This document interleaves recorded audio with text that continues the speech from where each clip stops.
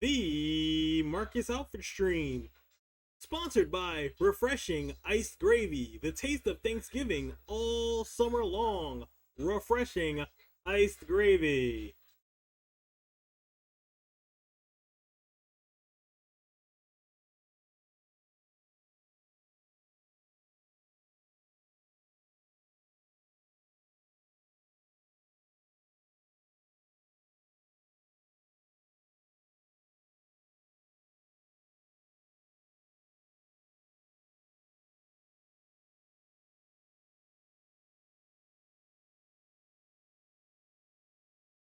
The Marcus Alford stream, sponsored by Refreshing Iced Gravy, the taste of Thanksgiving all summer long. Refreshing Iced Gravy.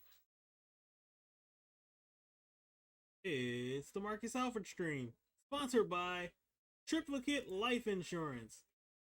3 times the coverage at only twice the price.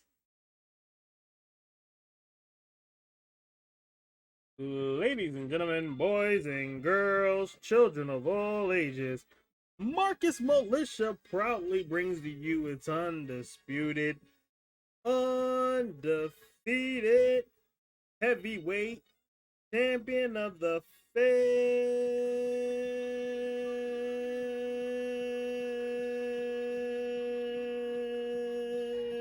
Cause it's ya boy.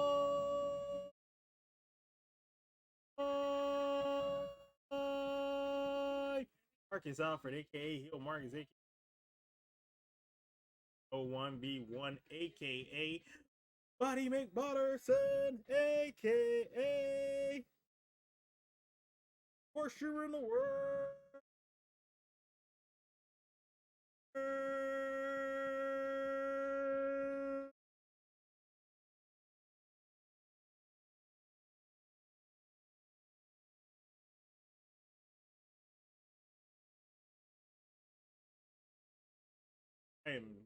That is, love it. We are live, baby. Welcome to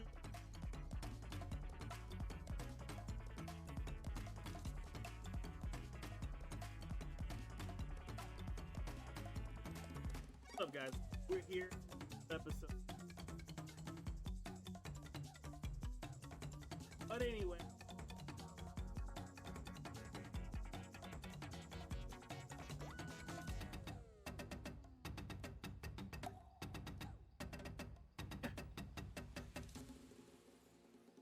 Out to everybody that's the other place, AeWMarcus.com as well. Make sure you like, comment, subscribe, and all that good stuff too. Make sure you like and comment and subscribe here on the Twitch channel as well. But anyway, yeah, we've got a lot to talk about. We've got a lot to do. We got a lot of games on deck. I am still wired up because we were watching Chucky last night. Child's Play 1 on the Discord channel, so definitely fun night of action was had. And we've got more Discord fun tomorrow. We got Goosebumps on deck. So it's going to be a good week, a good month in general, because the Halloween month. So we're going to have fun. We're going to get spooky all month long. Let's get over to the games because we got a lot to talk about. And KyleLiterally should be here in about 10 minutes or so. So we're going to try to knock out the AEW recap relatively early. Knock it out the board early. Give me a second. I just want to make sure I get the timestamps and everything.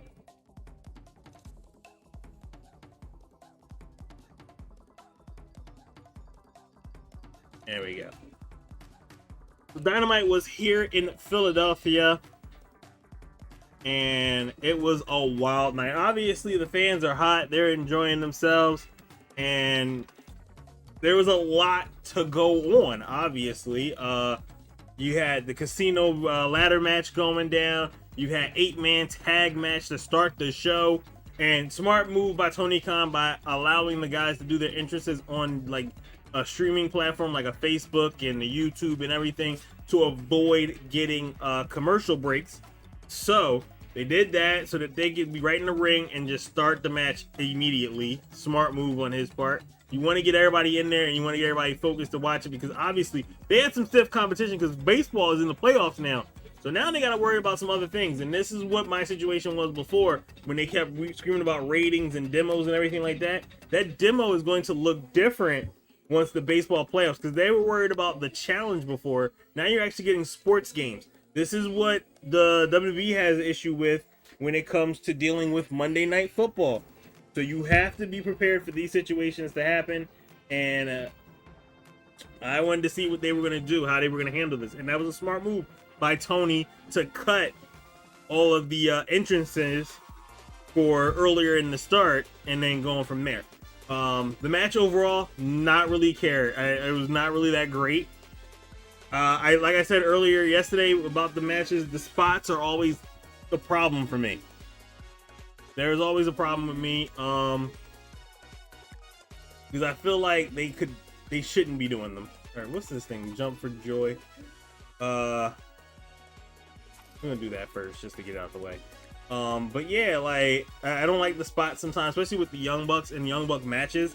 They just don't work for me. They never do. I've never been interested in them, and they're just there. They had one ugly situation where they tried to pick up Luchasaurus for a quadruple powerbomb. Kenny Omega fell because he just couldn't hold him up.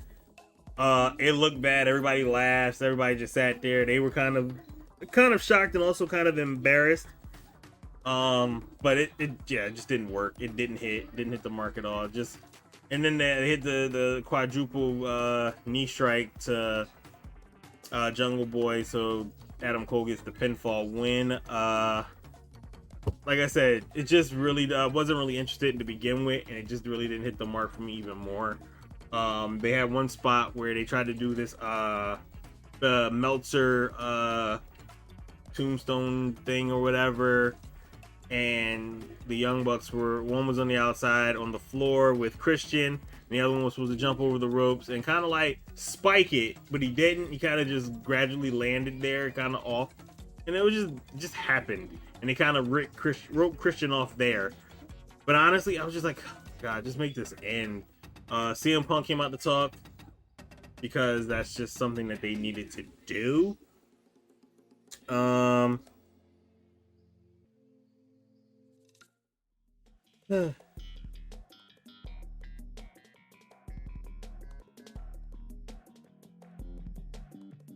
What else happened? I'm trying to think of what else. Like, it's just there. Like, I've never like.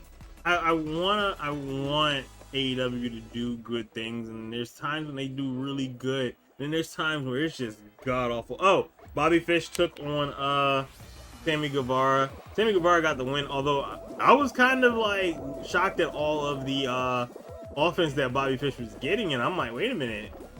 But Bobby Fish ended up eventually signing with AEW, because apparently when you go to MLW to try out, AEW shows up with a contract. We're not going to talk about that much, but yeah, I'm noticing a pattern with AEW. As soon as someone gets to MLW and they kind of feel kind of happy being there, AEW throws a contract at them as soon as possible. The one part that I really hated about this show is the Sheeta match.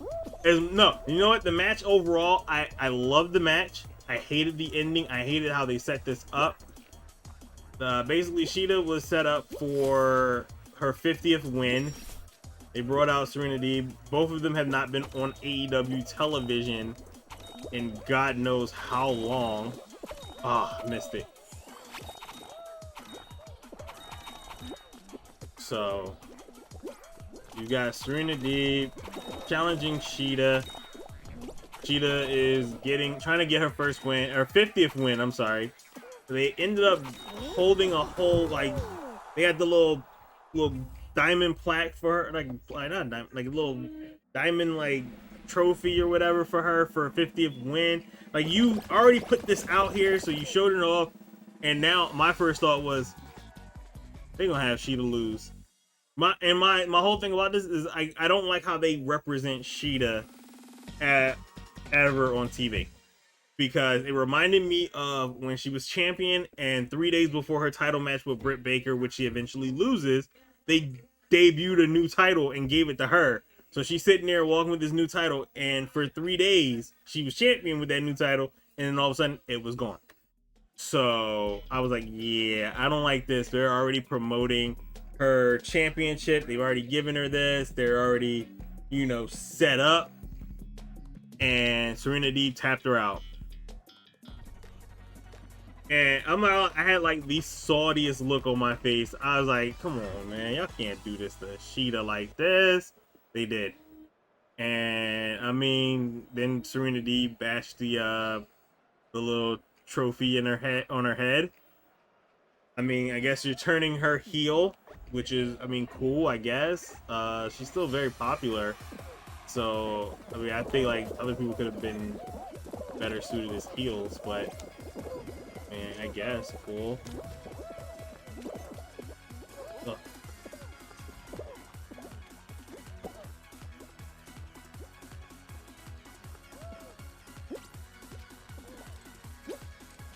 I don't know.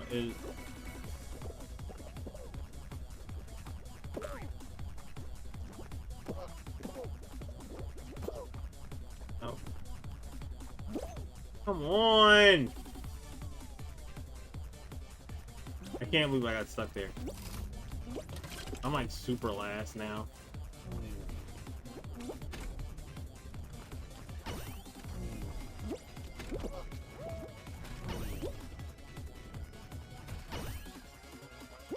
I'm not gonna qualify. There's no way.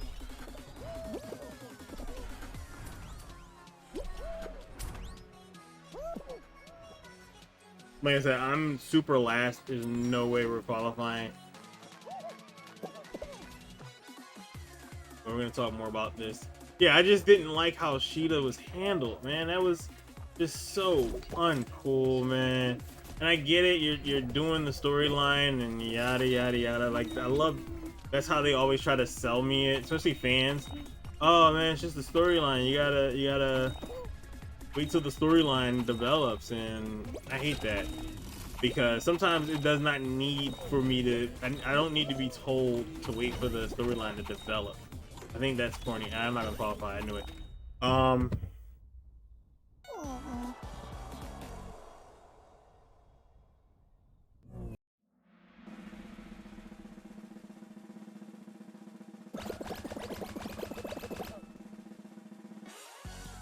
Then last but not least, you had the casino ladder match with Orange Cassidy, Matt Hardy, Hangman Page was the Joker. You had Moxley in there. You had Archer, Lance Archer, and Andrade El Idolo and Pac. Spot mess all over it. It's just car crash everywhere. It just looked weird, and they didn't have enough time. Like, there was not enough time for this to really like be like a thing. Like, it was like, I'm looking at the clock and I'm like, yo, we're running low on time here, and we were definitely low on time. So Adam Page comes out, he does a couple of spots. There was one spot where he took the Pac through the table with the like the inverted like tombstone type of thing. This looks weird. Certain moves I just don't think are really equipped for doing off a ladder. Just never works. Never works for me. I never really enjoy it. I think it's just weird. So, but Hangman Page gets the casino poker chip, so he is now guaranteed a title opportunity. I thought it was weird that if you find out Hangman Page is in the building and he is actually the Joker and he actually shows up in the match that actually gives him a title opportunity, that none of the elite end up showing up to try to at least stop him or react to him getting the Joker, the Joker piece, or getting the, not the Joker piece, but react to him getting the poker chip. Like, it's just certain things where I get weirded out by the details of certain things. Like, yo, you've been trying your hardest to keep him away from the title shot, and then he shows up as the Joker, and you don't even react by like running out on the stage to be upset about it. You don't show a video of him backstage. Like, what? I mean, granted, we'll probably see it later on, but it just, I want reactions right then and there for certain things, and that was one of them. So I was kind of disappointed, but what can you do? CM Punk showed up and he also challenged what was his name, Daniel Garcia, to a match for Rampage. Ricky Starks came out and he called out Cage. He said Cage wasn't there and Cage is a wuss and yada yada yada. Now Cage and Ricky Starks are gonna have a Philly street fight because Rampage is gonna be taped during was taped last night, so it'll be there. Yeah, so yeah. Overall, the show was okay. I mean, a lot of people keep saying that everything that AEW does is like topping each other's stuff, and I think that's just overcompensating. And I feel like that's the one problem with that community is that they just do way too much when it comes to these type of situations, where it's like, bruh.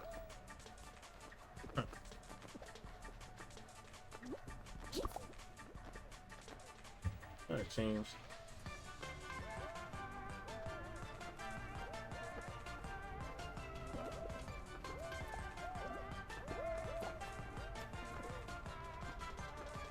Alright, KyleLiterally is about to come in a second.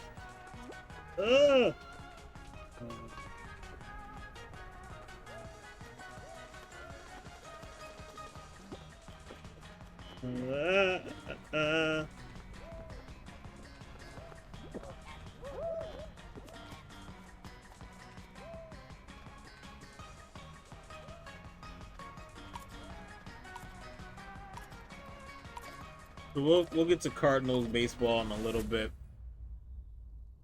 But I think KyleLiterally is about to come in.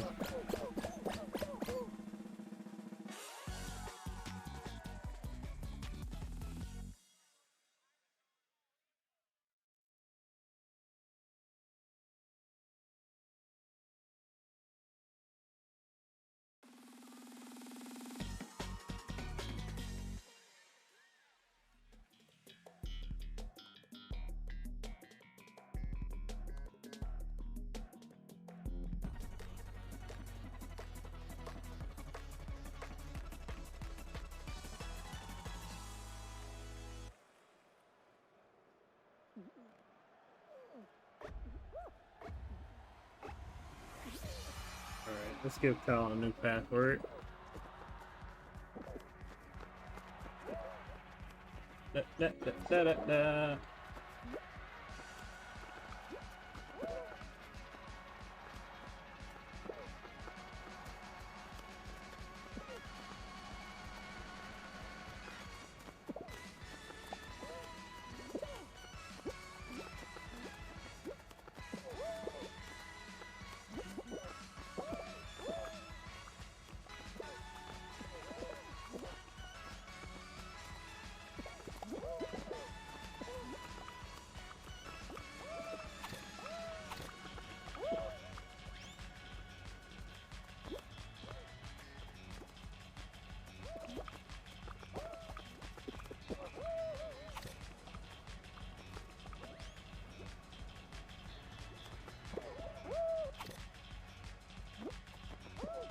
While we wait for Kyle to come in,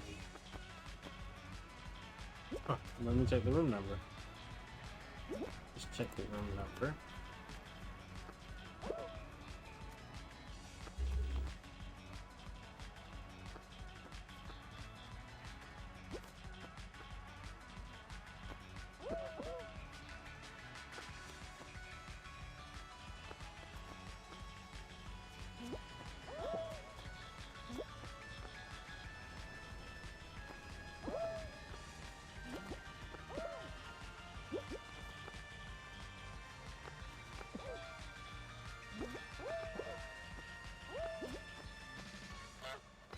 While we wait for Kyle to get in here, I'm just do a quick recap of the Cardinals game.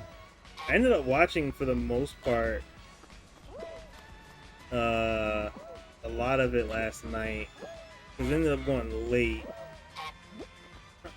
Dodgers ended up winning 3-1. I picked the Dodgers to win. Yeah, buddy. They ended up. When did they get those?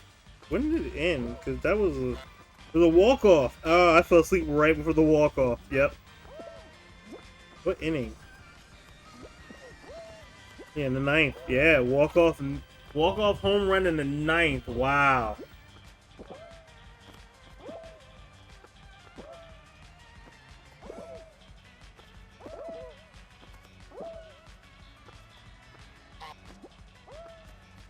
So the Dodgers move on. I gotta close this out and set up.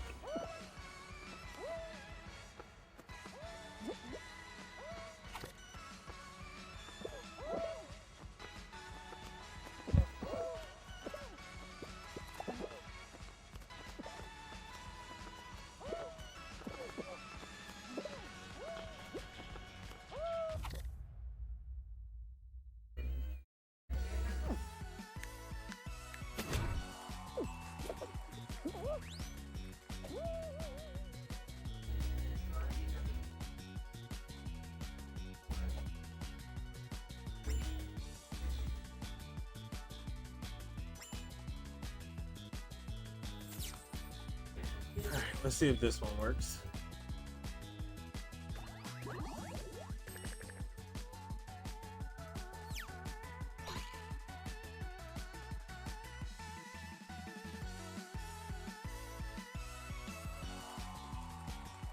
Do, do, do, do.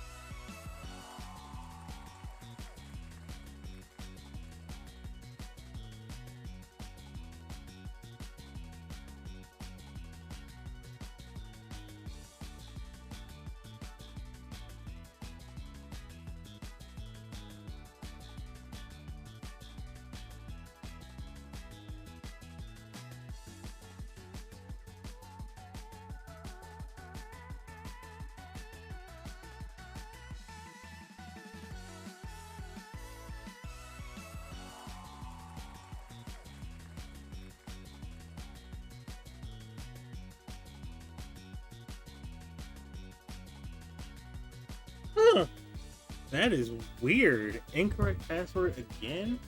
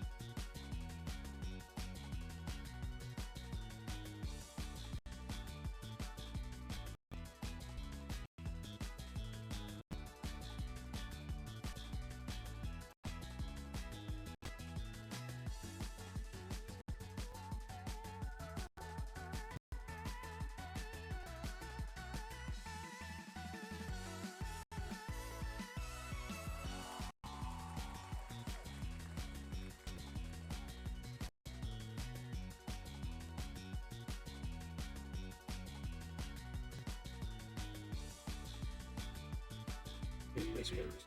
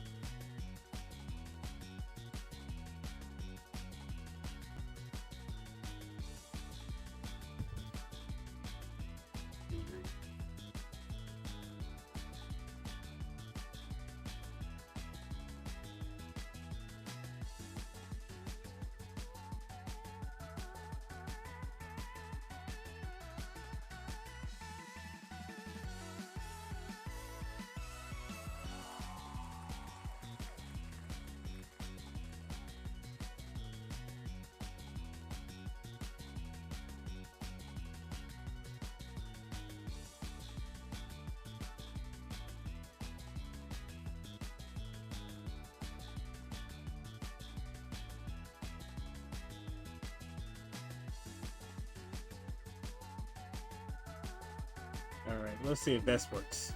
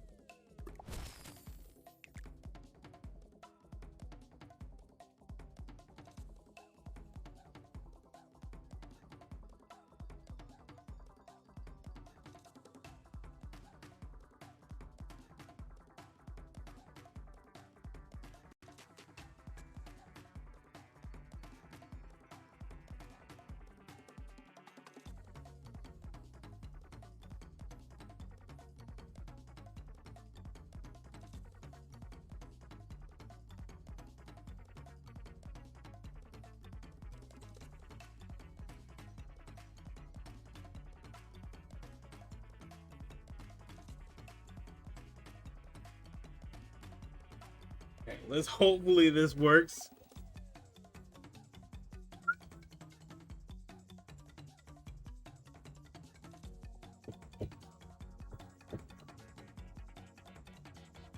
Okay.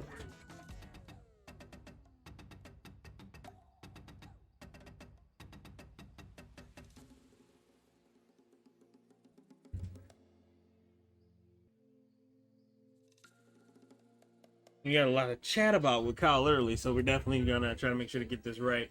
We got Jump for Joy going on this time. It's cool.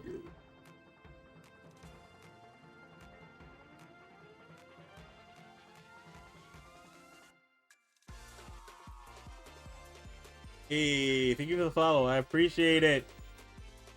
I am the man who will fight for your honor.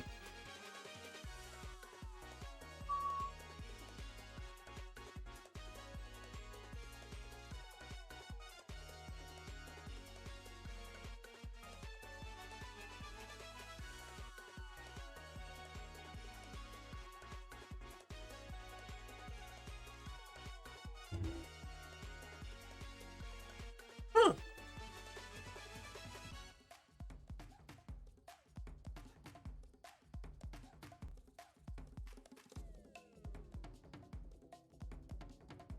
I'm good. How you doing? Appreciate you stopping by.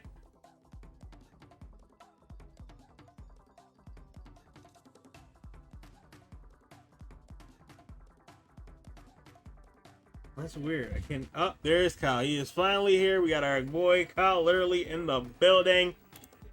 Make sure we get his audio is just right. Took us forever, but we finally got it done. I don't know what happened with Zoom. With Zoom, you're gonna get a long worded letter from me. What's up, my guy? It's technology. Alright, we're gonna turn down Fall Guys for a little bit. So I don't think I can hear you. What? Oh, hold on. You can't hear me?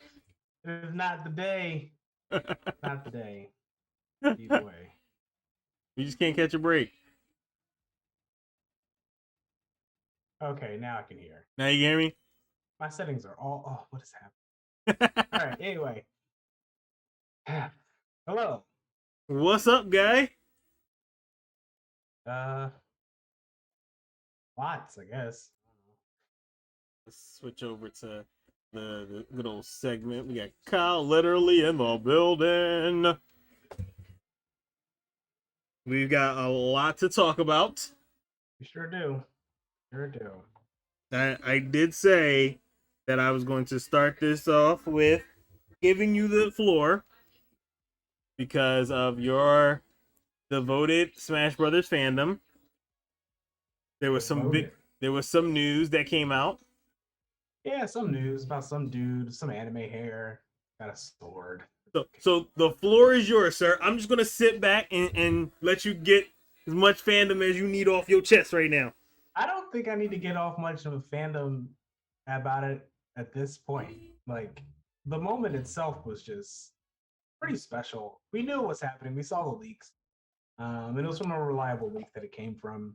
They predicted the day for the direct, or not the direct, the Sakurai Presents back in July, and that same dude said, "Hey, I work for Disney, and they're asking me for music. Nintendo's hitting me up. Going to be Sora." And so we've known this for a while, but at the same time, I've also seen many leaks debunked before. We saw the Grinch leak 2 years ago. Like, that was a huge thing, and everybody thought Doom Guy was going to be in it, or Crash for whatever reasons too, and got Sora. Kingdom Hearts Sora is in Super Smash Brothers Ultimate, which I think at this point, if you're not talking about how Smash Bros. Ultimate is one of the greatest video games of all time, not even from, you don't have to like the game, because I think what Sakurai has done and what this team has done to put this game together, this is the greatest all-star brawler people will ever see in our lifetime. Very true. If we have anything else that is better than that, it's going to take decades of new IP and new fandoms, and this is a generational video game. Like, it's not even, I'm not even really necessarily super hyped about Sora. I'll probably do like every other DLC character. I'll use them for like a couple weeks and then I'll be done. And then I'll just go back to my mains. But this is just different because this is not something I ever could have imagined when we were playing Smash Brothers on 64 back in the late 90s, early 2000s. That all these game characters that we know and love, and the ones that we fell in love over the last 20 years with, are here. Everyone is here. Nuts. And I can't believe this game exists. I should be playing it way more than what I do. And I'm looking forward to playing this game for the next 10. Like, this is going to be an all-time favorite, no doubt. Like, it's up there. And I have this thing where I do not put multiplayer or party game type games on my all-time list. You know, the only exceptions: Mario Kart 64, Smash Bros. Ultimate. Mario Kart 64 came out in 96. So it's been 25 years since a party game has made my top 10. Boy, here we are. So that's my fandom ship. I'm happy to be here, dude. Like, video games are awesome. They're fucking cool. I hope everybody plays them because they're great. There's something for everyone. Yeah, dude, I'm just grateful. Wow, the roster in this game, it's like playing a museum. Like, if you were to play a video game museum, this would be it, because there's just so much to interact with. There's so much to do. There's so many songs. There's like 1,200 songs on this dang game. Like, it's an absolute masterpiece. I just can't believe it's here. We got him. So those are my thoughts. Those are my thoughts on Smash Brothers. Perfect. I don't know. I'm definitely gonna try to stream when he comes out on the 18th. Of course you would. Yeah, I would. But yeah, I don't know. Those are my 2 cents. Yeah. All right. Well, with all that being said about Smash Brothers being one of the best games of all time, my second question obviously was, what happens to a fighting game after everything has been announced? Like, all the DLCs are out. Like, when do you know it's just time to stop playing it? And then, like, what's up? What's next for it? Like, it just dies out? Keep playing it. Like, is this something that you think you'd be able to play like 5 years from now?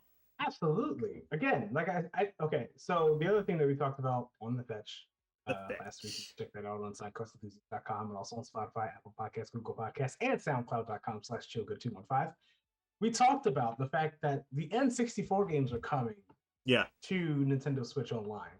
And I am hyped for that because I get to play 4-player online Mario Kart 64, Star Fox 64, and whatever the heck else they put on that platform.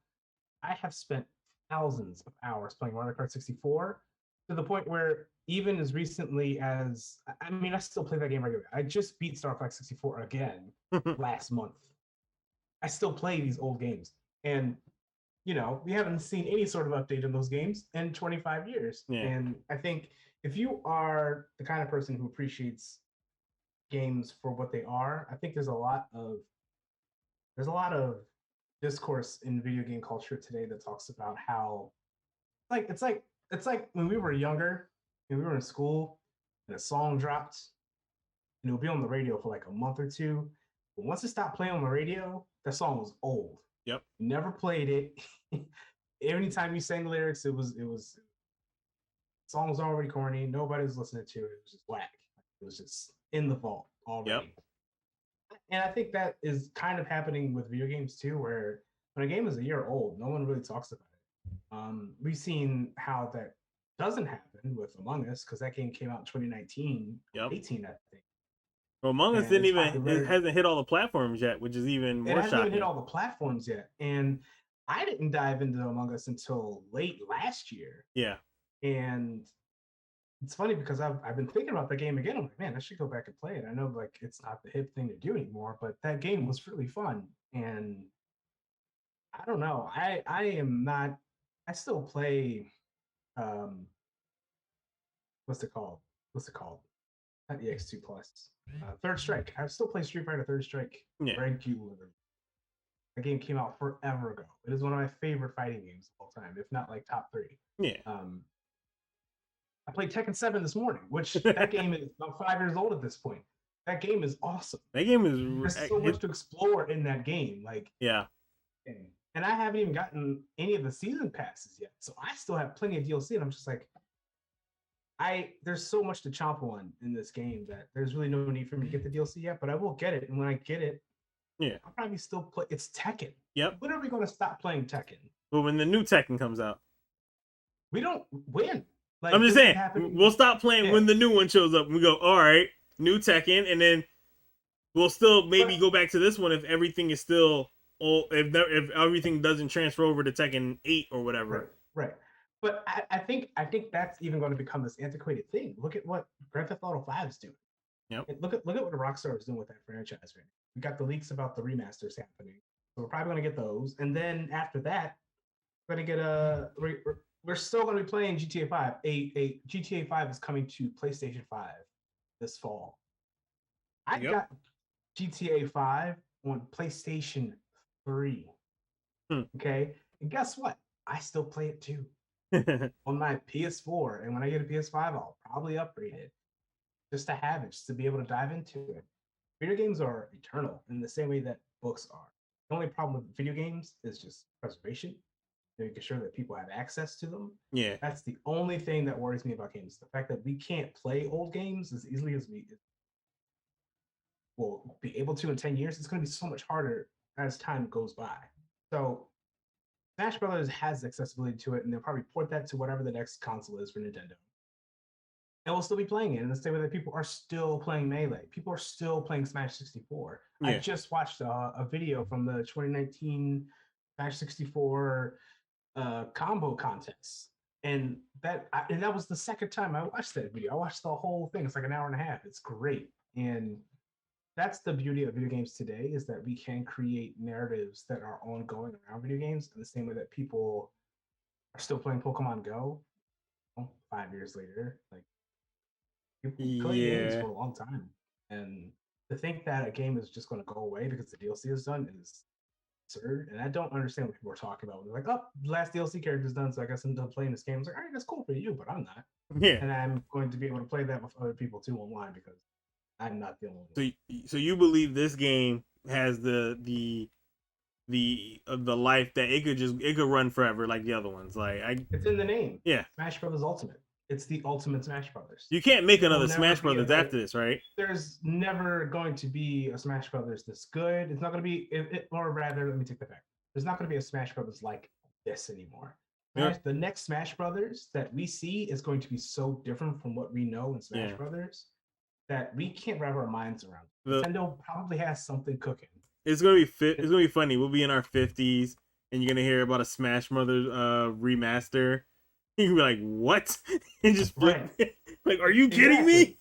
It's the same thing. So it's just like Mario Kart 8. Like, that was a Wii U game, and I think that game came out in 2013, 2014. The game is 7 years old and is still one of the best-selling games on the Switch. There have been more copies of Mario Kart 8 sold than there have been Switches. Mm. People are buying this game more than once. You know what I mean? Um, it's like, and I know this because it's like I'm buying my partner her first console tomorrow. It's gonna be the Switch OLED, and I'm probably gonna get Mario Kart 8 for her because we have it on my Switch, but I want that to be on theirs. And then like we got other games too that I want to buy for it. So it's just like, you know me, I buy games on every console. It's just like, oh, here's this game that I can play on here. I'm going to buy it again or whatever, and then get the physical edition as well, Mm-hmm. whatever. But that's just me. I'm a hardcore collector gamer or whatever you want to call me. But I think all in all, I think even the casual gamer tends to stick to games that they like. Yeah. And if a casual gamer's game is Smash Brothers, they're going to be playing it forever. So Very true. I feel like the hardcore gamers are the ones that are just like, all right, I'm done. Yeah. But They have, there's other games available, so eventually you start, yeah, playing something else that you kind of starting to like a little bit more. So yeah, I just wanted to know if this game would be one of those games that would just, that wouldn't fade away and kind of just be like, oh, okay, and then we'll talk about it like, oh yeah, I remember that game. Like, oh wow, that was a good time. Like, yeah. I just never wanted to be that because a lot of people have put in a lot of different emotions, and I've been loving everybody. Just I've seen people react about this reveal that everyone pretty much knew was coming. Like this was like Christmas morning for them, and they were like 12, and they just saw, and you could tell that was a Nintendo right there. And you're like, hold Yeah. up, fam. Is that a Nintendo, bruh? Like, yeah. I'm seeing people that I didn't even know play video games be like, "Hey yo," I'm like, "Who are you?" I'm on Yeah. Twitch, buddy. But like, yeah. So it was super interesting to see, and I'm glad that everybody got their moment because it felt like they won Olympic gold for curling, and they've been training way too long, pushing that damn broom for so many months, but congrats to you guys. Yeah, we did it. We Yeah. did it towards a year. And like that's the beauty of video games, right? I Yep. think it's wild that we're in this place where the only sort of agency or interactivity you have with the game was within the game itself. But Mhm. a lot of how you play a game comes from what you're doing around the game, not playing. When the game is off, how are you still playing the game, right? Yep. And I think about that when I talk about writing with people.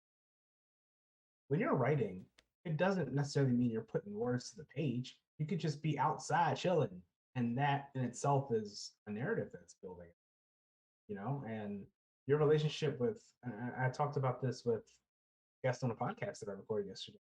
I talked about, writing and story in video games, how something like Breath of the Wild was such a phenomenon because that game allows you to experience it the way you want to, seeing how people were coming up with so many different ideas and techniques and tricks and breaking the game and things like that. It was just, pardon the pun, wild to see. And it was a, pardon the pun again, breath of fresh air that we could just play and experience games like this together. And man, I, I know that the world is shit and we don't have a lot to look forward to these days. Everything is falling apart. And the same thing might happen for video games. But if we are on the right timeline, video games are going to be incredible over the next 10, 20 years because they're going to be able to do things that we never thought. And we're Yep. just beginning.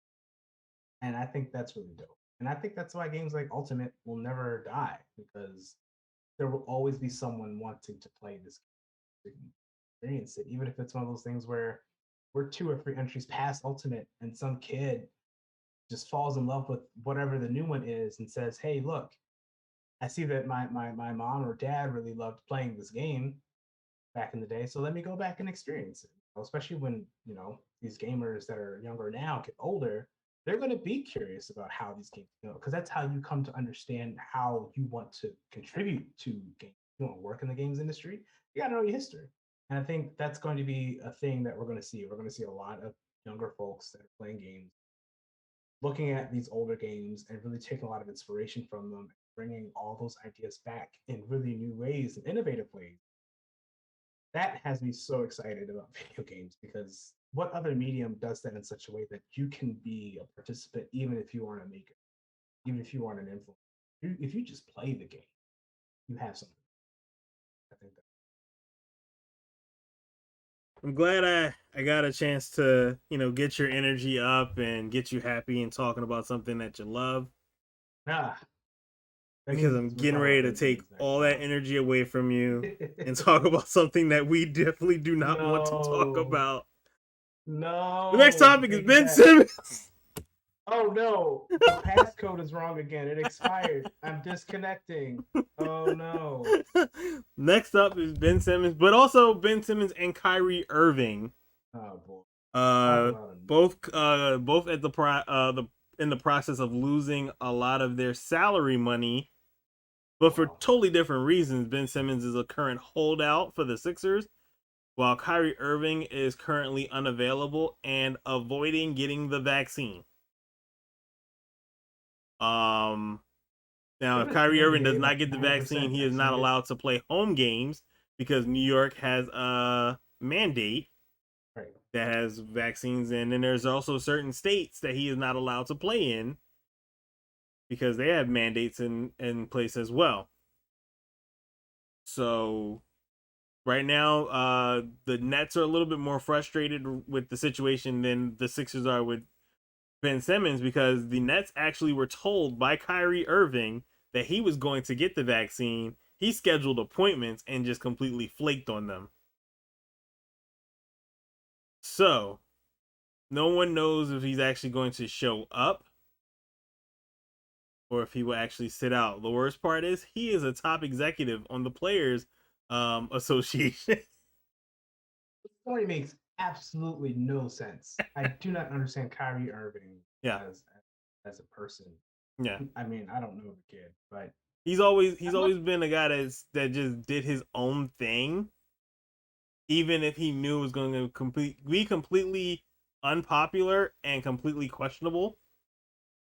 Like he took that sabbatical a couple of last year and ended up in a Zoom meeting while the team was playing a game.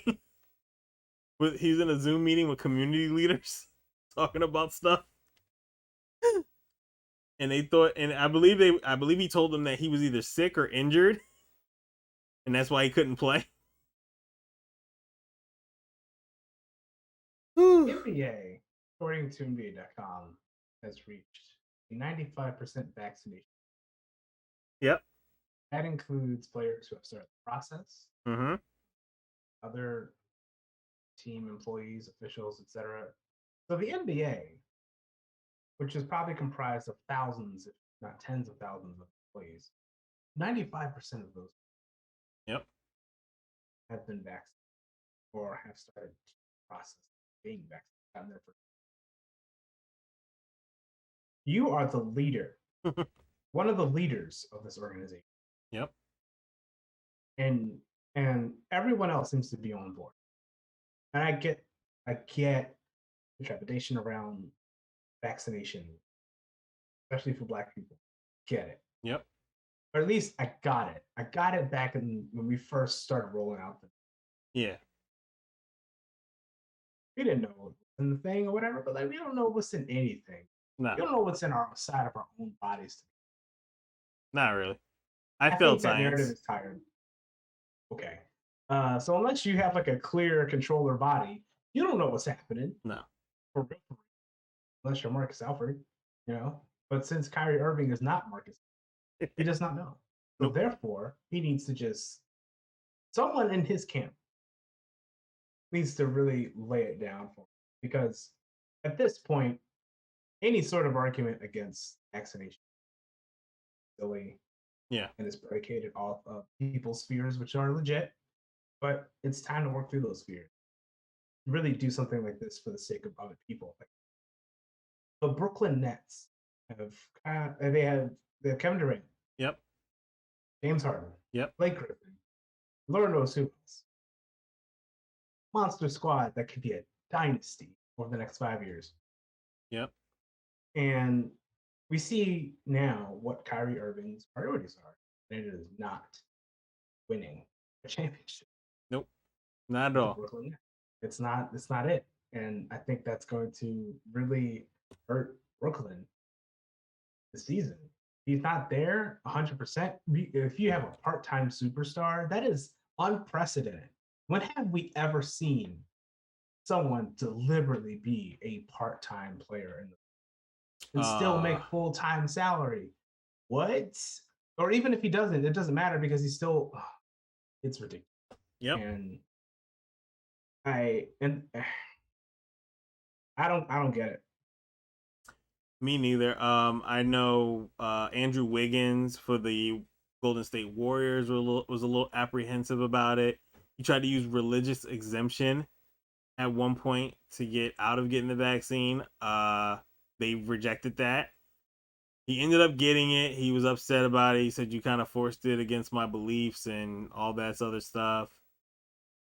I didn't know Andrew Wiggins had specific beliefs before this. He's Canadian, I believe. So I didn't know Canadians had, beliefs besides maple syrup and hockey. So this is news to me. I thought the all-knowing Wayne Gretzky would tell them everything that they need to do, but apparently this is new to me. I mean, if Bret Hart is out here doing his thing, hey, shout out to Squishy Burrito Kitty with the host.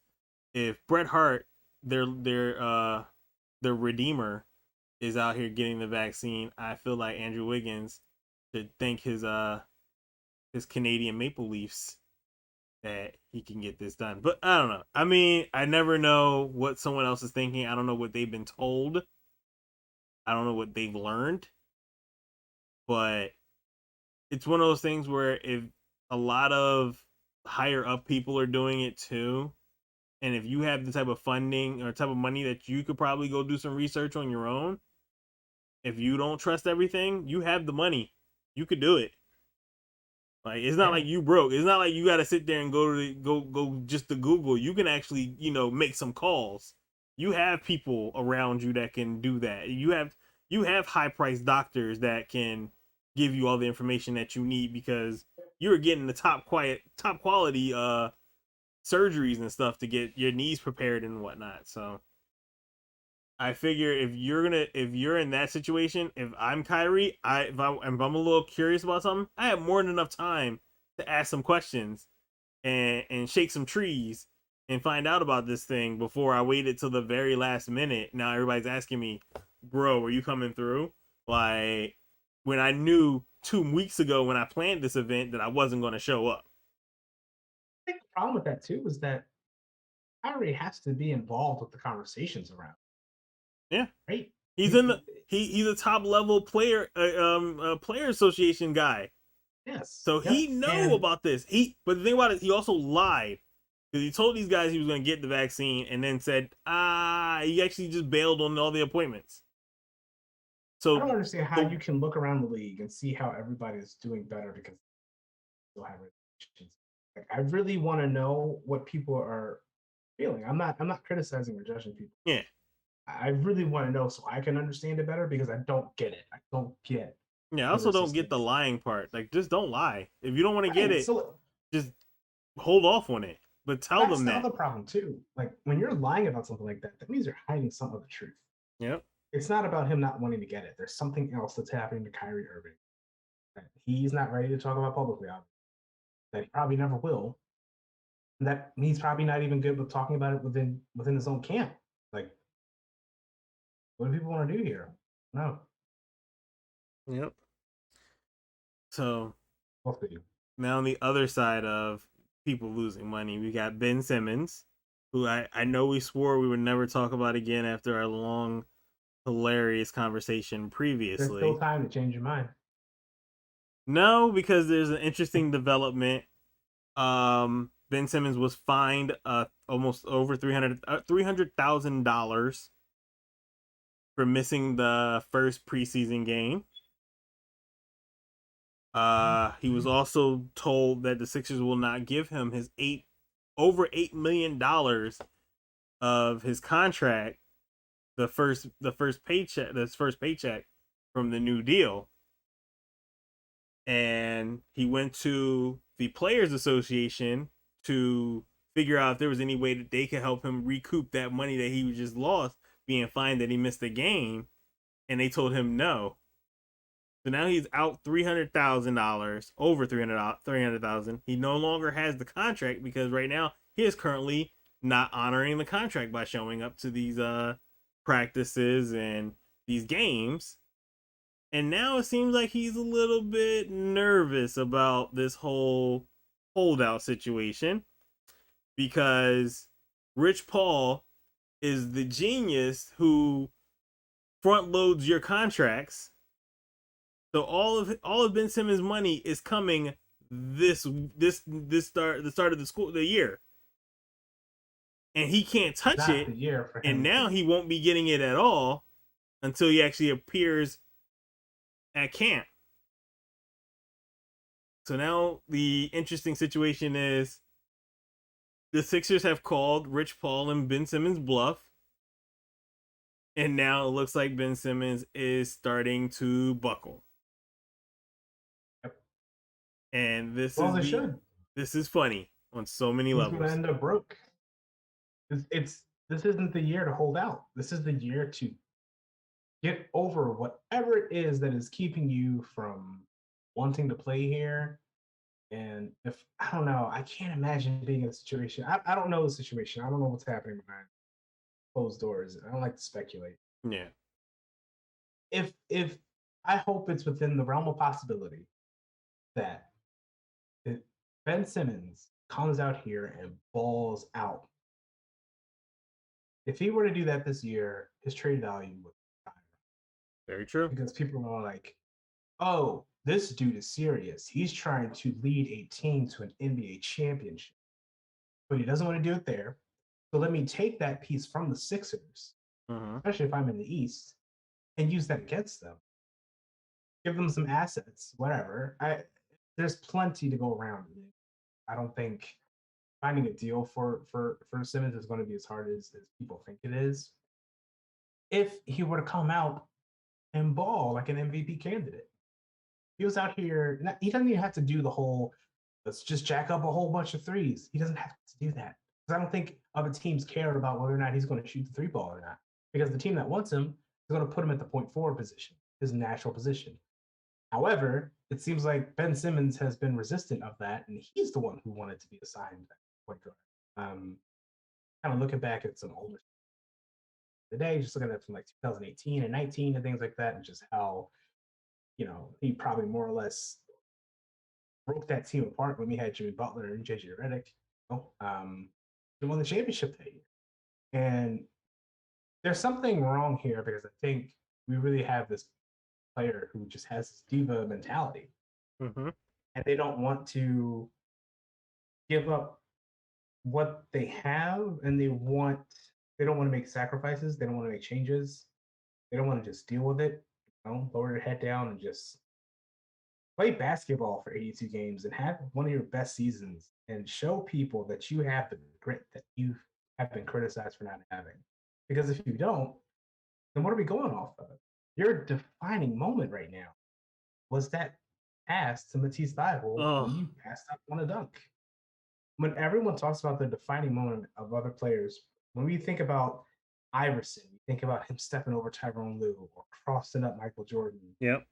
Or we think of like even the 2001 All-Star game, he just balled so hard. Like there's so many good moments for Allen Iverson. So many good moments for players like Kobe and Shaq and Jordan and all these all-time greats. Even Joel Embiid has defining moments, and he owns his stuff. And then we got somebody like, there's so many other players in the league who are making names for them. Yep. Ben Simmons has not made a name for himself, and the fact that he's making the demands that he's making baffles me. I have never seen anything like this before in sports. I swear, you might see it in football. I feel like with holdouts, but not in basketball, right? Not really in basketball. Pretty rare. And the fact that we got two in a row, we got James Harden last season, then we got Ben Simmons this year. So it's just like, and technically we got Kyrie Irving, who's holding out in a way, and boy, he's holding out with no plan. So no plan at all. And I think Rich Paul is going to really damage Ben Simmons' career Yep. if they stick with this. And I wouldn't be surprised if in 2-3 years we don't see Ben Simmons in the league, or if we don't Wow. see him starting, because who's going to want to work with him? Yeah, that was If going to be my I wanted second to leave question. somewhere, right? Good. How how does Ben Simmons return to the Sixers after this whole spectacle? You Like, show up. huh? You show up. You But like, show up. how do Show up and you? you play basketball. But what about It's not that hard. his teammates? Like, how do you? Who cares? Are you trying to get out or not? You think you're going to sit at home and get out? That's obviously not going to happen. No, no. So, But follow your here's the thing: they're not feelings. trading him. He's there for 4 years.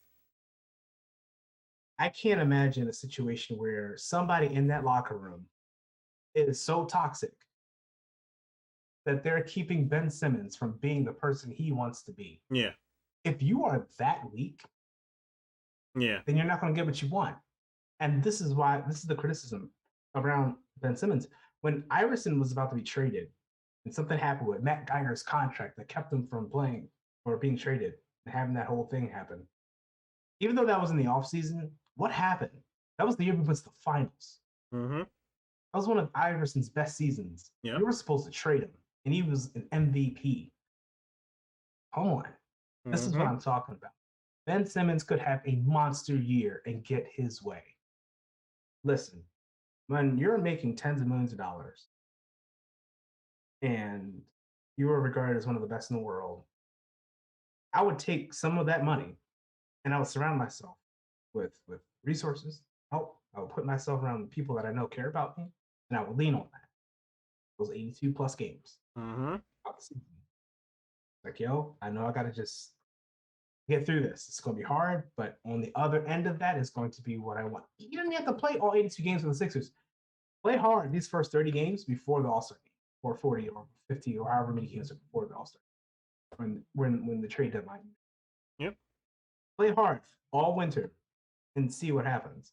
No one has ever gotten what they wanted because they decided they didn't want to work hard after a huge national blunder that everybody saw. Tens of millions of people saw.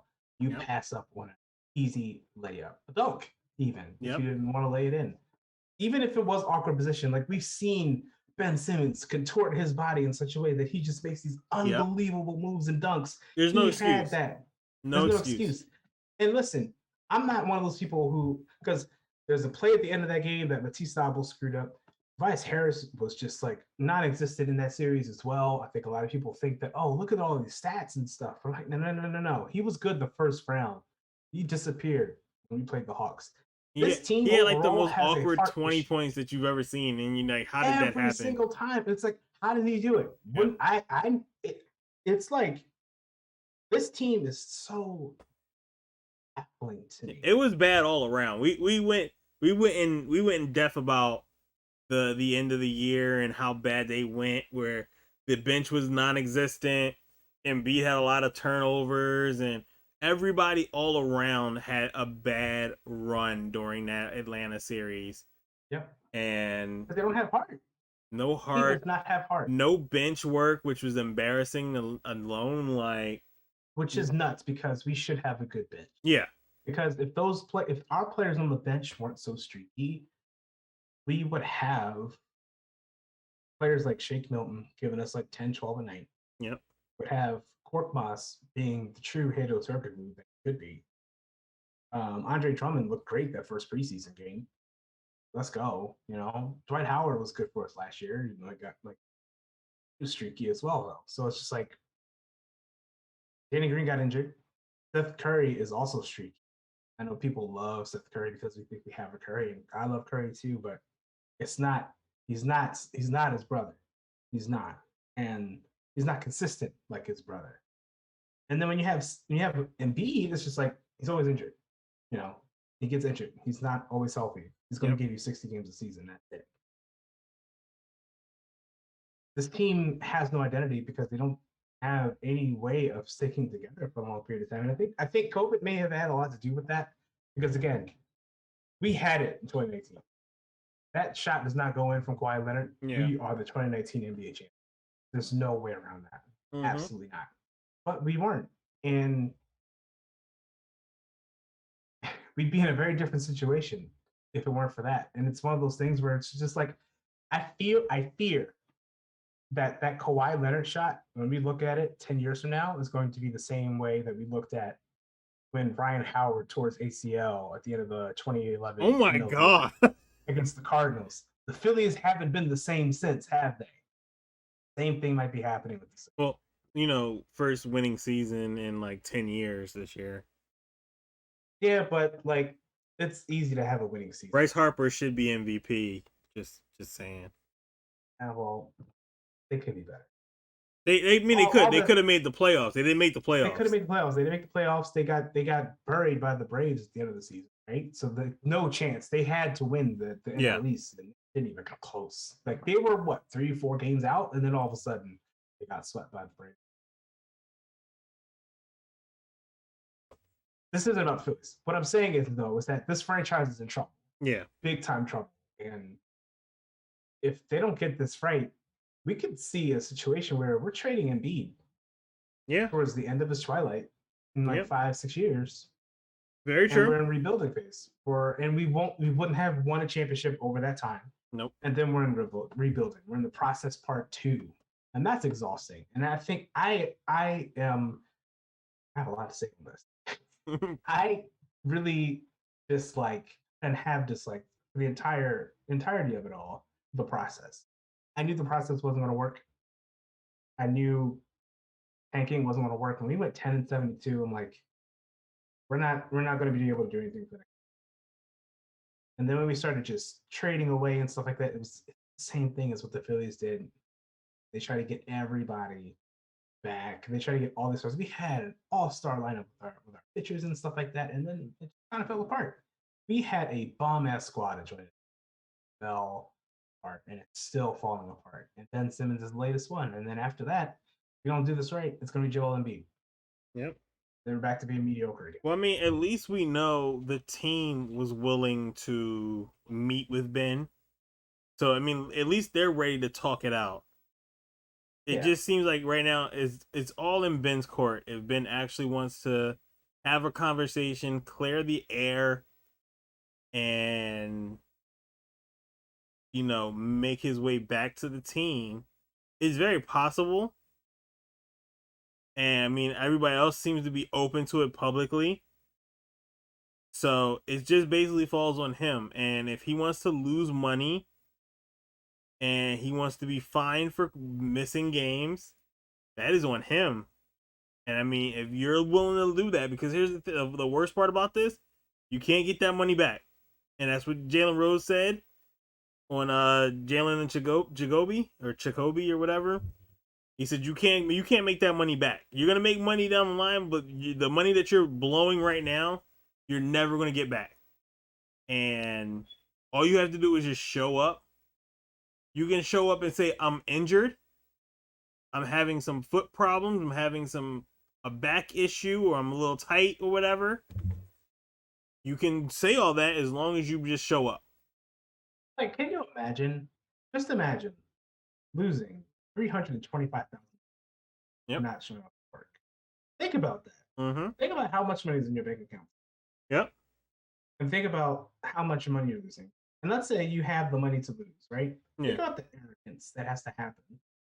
The lack of gratitude that comes about. I could be a billionaire. I'd rather lose that money than play free. What? I don't think I could hate anything that much. No. I could be a billionaire, and $500,000 a day. That's fine. That 300,000, I could have all the money in the world. And if somebody said, "Yo, they taking $300 out of your check," wait, what? $300? Not even 300,000. $300. This out. I'm like, yeah, what? I didn't like when Lyft took money out of my account unnecessary. I was like, whoa, we had a fight. We fought. Also, delete your Lyft app if you have not yet.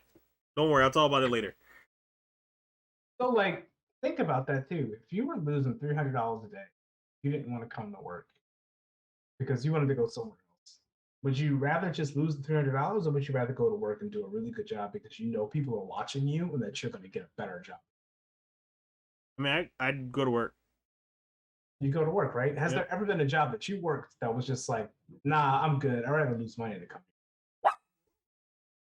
I'd rather retire Yep. before that. And I know that's not Ben Simmons' options here, but this is necessarily the best analogy, but I think it just really puts in perspective the fact that Ben Simmons feels like he has a lot to lose. Therefore, he's never going to act on any. He's not going to act on any kind of urgency at this point. I think he might be getting cold feet. I think that's partly the media trying to drive that narrative.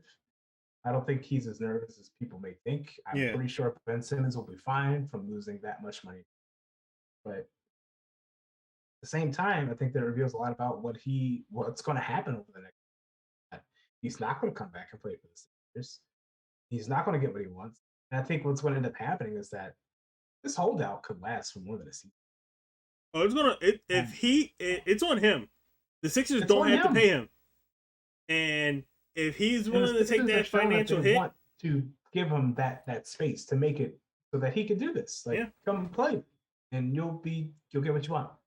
You're saying. yeah. So it's going to be interesting to see.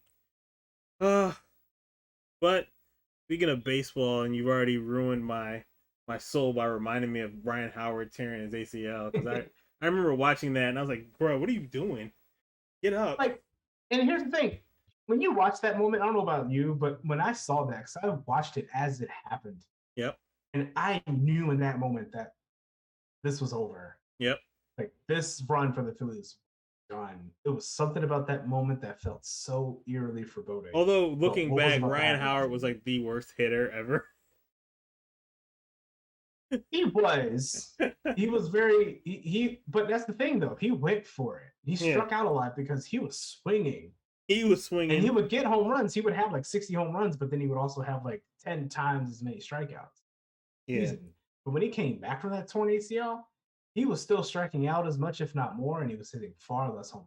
Yeah. He couldn't hit anything but home runs. He was hitting RBIs, nothing. He couldn't do anything. Yep. But he So, was still rocking that Subway commercial. Fresh. So yeah, I don't know. That was a moment. But we were talking about baseball, and the World Series is currently going down. Isn't it always the Cardinals and Dodgers? Cardinals and Dodgers were the wild card last night. Dodgers won. In nice walk-off home run fashion, too, in the ninth. Right. So the Cardinals are out, which is shocking. But you have LA versus the Giants, Atlanta and the Brewers, the White Sox and the Astros, the Red Sox and the Rays. Easy if Milwaukee won. I said it'd be crazy if Milwaukee won. That would be hilarious. The Bucks and the Brewers at the same year. Yep. Oh Lord. You can't tell Giannis nothing that from now. You couldn't. Oh my God. Then, think about it. What if Green Bay wins? Whoa. Hello, Wisconsin. You got to bring back that 70s show now. Pretty much. I couldn't think of any other show from Wisconsin. What else? Who else? Twin Peaks? Huh? No, that's Northwest. What's Twin Peaks? Laverne and Shirley? I did. Wait, was it? Maybe. I thought at one point I believe they were in Milwaukee.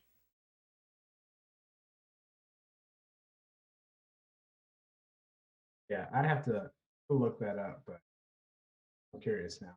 Yeah. I remember one point when Cleveland was winning stuff, I was like, yo, man, if Drew Carey doesn't show up and do Cleveland rocks at least one time, like, what kind of championship are we really showing here? But I do want your completely unprepared, no, I'm not sure you've had many hours of baseball watching this year. I don't think I watched a single pitch. Because you know what? This happened for the last 3-4 years where I'm like, oh, baseball's still going. It'll be August. I'm like, oh, they're like 2/3 of the way through the season. They're almost done, actually. A few weeks left. I'm like, oh, so I'll check the records and then I'll forget about it until the World. Okay, and then the World Series that happened, I won't watch it. Everybody will be like, oh my God, they won, they did it, the Cubs did it. And then it'll be like, all right, who won last year? Was it the Red Sox or the Yankees? I don't know. Are they even good? I don't know. It's probably the Rays. I don't understand. Because you know what my thing is with baseball too? Because I did look at the standings like end of the season, just to kind of see where the Phillies were and stuff like that. Yeah. And I'm looking and I'm like, there's only like 3 or 4 teams in the NL that have anything above a 600 record. And I think most of the American League, outside of what, one team, as I'm looking at the stats here, finished over 600. Yep. Why is there so much mediocrity in baseball? Because there's 182 games. Why? That's too much. This is why I really don't like baseball. It's too much. And when you're playing a series like that, like it's of course you're gonna split it 2-1 every time. Like it feels like no one's gonna ever get ahead, and then they do. It just takes so long for that. And what are we doing this marathon for? I'm sorry. I think baseball would really thrive if it was just like a. I know this will never happen. Less is more, but I don't think that really speaks to shareholders and stuff. No. So because they want their full time. They want all that money, all that peanuts and Cracker Jacks and all that stuff. They don't care if you ever come back because they're gonna spend all that. You're gonna spend that money regardless. Yeah. The overpriced beer, the nachos, bruh. First of all, dollar dog nights. I went to the National Women's Soccer League game in Gotham and Washington. It was Carly Lloyd's last game in Philly last night. Bud Light was $15. Yep. Crab fries were $14. Yep. What happened? Where did we go wrong? You're about to spend $30. You're about to spend $30 for some crappy beer and some fries that you can make at home with some Old Bay seasoning. Yep. Shout out to Old Bay, special sponsor of the stream. Also, like, shout outs to all the parents out there, especially during the pandemic. You bringing your kids out, because there were a ton of kids out there, just everybody's screaming for Carly, right? But that's kind of endearing. Seeing a whole bunch of kids out there cheering for that hometown hero who's also a legend. Yeah. But also, like, if you have 3 kids and they all want popcorn and they all want ice cream and they all want a soda, that's like $200 right there. Yep. And then you got to pay for each of their tickets. That's another $300. Like, yo, you spending a stack if you got kids and you're going to a soccer game. I want crab fries. You got crab fries at home. Exactly. They may not be fries, they might be tater tots, but still, it's all the same. You'll figure it out now. Like, I want onion rings. You got onions at home. Right? Go to the corner store and call it a day. Mm-hmm. Every time. So but I want your non-expert prediction on the World Series and who the winner will be. But wait, where are we in the playoffs? Right now, we're just starting. The wild card games were going on. I mean, right now we're moving on to the next game, the divisional series matchups now. All right, so we got the divisional series. We got the White Sox, Astros, Red Sox, and Rays, right? And then we got Rays and the Brewers going at each other. And the Dodgers are going to play the winner. The Giants. Wait, no. Dodgers and the Giants. Yep. Wait. Are you sure? Yep. Wait. Oh, so wait, that Cardinals and Dodgers, was that a play-in game? That was the wild card games are now playing games, and it's only like one. It's winner take all. Wait. No, so we play 162 games. Yep. For a play-in game. Yep. The sport is busted. Wow, yo, I'd be so pissed if we played hard all year long and you lose with only 4 or 5 teams get in, right? And then we lose one game when this whole thing is predicated off of playing 3, 4, 5 game series. and we lose Yep. 2-1, 3-1. 3-1. And that's it. That's our in the season. ninth. My Walk-off prediction is that home the run to end MLB your will shut season. down before the World Series. That's Yep. Wow, that sucks. That sucks for the Cardinals. That sucks for the Yankees. They lost this week. I thought it was still like going on. No, they didn't only realize get that. one game. Wow. So now the wild card's done. Division series starts. Yep. So that's kind of like Yeah, those are best of fours. those are okay. Wait, best of 5 or best of 7? I mean, best of 7. I think they're best of 7. Okay, that's better. That's so dumb. Just have more. All right. So then, sports are dumb. Dodgers, Giants, Braves, Brewers. To make everybody upset, I picked the Braves. National League, simply because it's Atlanta. I feel like they always find a way. Yeah. I feel like it's always the Giants. I feel like these are always the same teams that are in the playoffs. Giants, Dodgers, Braves, Cardinals, whatever. Astros for the upset though. Astros are, I think, defending champions, or they are recent champions. What? The Astros won the World Series? Wait, no, that was last year, right? Yeah. Or 2 years ago. They also had the whole scandal about cheating and right. Okay, I do remember that. All right, so let me take that back. I'm particularly care for the Red Sox or the White Sox. I don't like any of these teams. You know, these Red Sox, White Sox, but Black Sox are still strong. Listen, that's who I really picked. Yeah, I don't want to pick no White Sox. Out of here. Red Sox. What is this, communism? Right, I'm saying though, and it's Boston too. Ew, gross. I don't like any of these cities either. All right. That's what we want to do. Braves and Dodgers for the LCS. Braves pull it off. And then I got the Astros and Tampa Bay. ALCS. Braves take it all. Braves versus Braves. Braves take the world. You heard it here first. Hey. Prediction is sure to go wrong. Prediction sure to go wrong. You know it. I can't get over that playing game. All right, so we'll get to our last topic of the chat here. But before we do, another reminder: The Fetch, episode 1, out now. Go check it out. Side Quest Enthusiast. Or you go to heelmarkets.com. It's also there too. There's a link and everything, and it'll take you over to Side Quest Enthusiast. So do it. And I put the SoundCloud link up so you can actually listen to the SoundCloud thing too. Do it. There you go. There's so many ways. I think I'm actually on Stitcher now too. Ooh. There's that. We got options. Go listen to our Fetch. If you love these little segments from us here, there's a longer version of it on the Fetch. Just saying. Just throwing it out there. I don't know. This is about equal length. Point. Well, yeah, pretty much. I've lost track of time. Pretty much. About around the sound time. Okay. But let's Ben and Simmons talk on the Fetch this episode. Yeah, we're not talking about Ben Simmons. So definitely go check out the Fetch.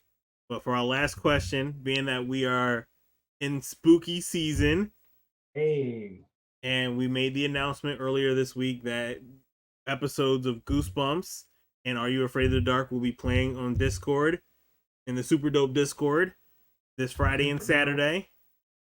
We did Child's Play yesterday. I'm here to ask Kyle the most important question of the night. What is your favorite Goosebumps book and or episode from the TV series? Okay, so curveball pick here. My favorite Goosebumps book isn't a Goosebumps, but it is by R.L. Stine. Ooh. Book called it was part of the Fear Street series. Hey, it was supposed to be like the older teen Yeah. version of Goosebumps that I was reading at like 12, thought I was gangsta. I'm like, oh, look at me, I'm so mature. I'm reading books for teenagers. And I ate that book up. I swear, I read that book like once a week for like a couple months. And it was about these two best friends who had switch bodies, something like that. And it just ends up becoming this. It is so dumb and cheesy. And actually, I gotta go get the book because it's at my mom's house. Oh, we're gonna have a good time. But that book was weird and scary and like I don't know. The idea of switching bodies was so new to me at the time. Like, whoa, what if we switch bodies? That'd be wild. And now all of my stories have some human bodies. So that would be my pick for favorite book, even though I had read all the Goosebumps. I even had like one of the hardback ones that had the little light that came in with it too, and you could like turn on the light and read it and stuff. Well, I would bring that to class, and everybody would be like, "What's that? You can read it in the dark at night?" And I was baffled by it. Um, but I think I have to go with for episodes either the Haunted Mask episode, the first one, Nice. or Night of the Living Dummy. That whole Yes. series was bonkers. And I need to revisit that one. I think I actually might do that tonight because I remember that really spooking me out as a kid. As well, I don't know why, because I was also 7, 8 years old, knowing all the words to Child's Play 2. Like that was my movie as a kid, right?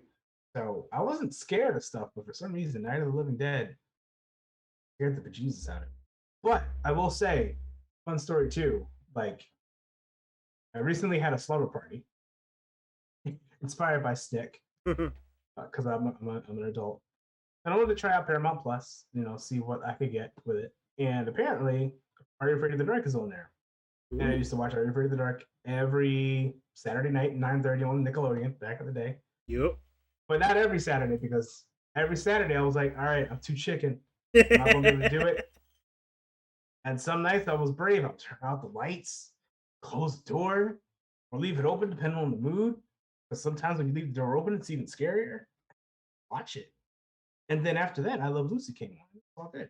Yep. So, but I rewatched it. I watched this episode. This was a couple weeks ago. And there's this episode where this mom and this daughter, and they're both black. And they move into like this apartment. And down the hall, there's this door where clearly somebody lives, right? And it's this older woman, and she's like, she needs help, and she befriends the young girl, whatever. And there's another resident who's just like, this white girl. She is sassy for no reason, and but she's like, "You want to be friends?" And the black girl's like, "Sure, whatever." And then like that storyline never goes anywhere. But the whole time, I'm just thinking the scary part of this is how everyone is just not believing those two, and it like just some creepy ass white dude who just like this tall, old, bearded dude that looks like he could just carry an axe or a shotgun with him and destroy everyone. He's the landlord. And I'm just like, I'm terrified for them because y'all need to get out because these white people crazy. One of them is a ghost and they have to kill you. So move. That was the scary thing. But other than that, that thing was super cheesy, terrible. Yeah. And it's just bad. But I'm gonna watch Goosebumps, and it'll probably be more of the same, where it's just like this show sucks, but I'm still gonna watch it. Yep.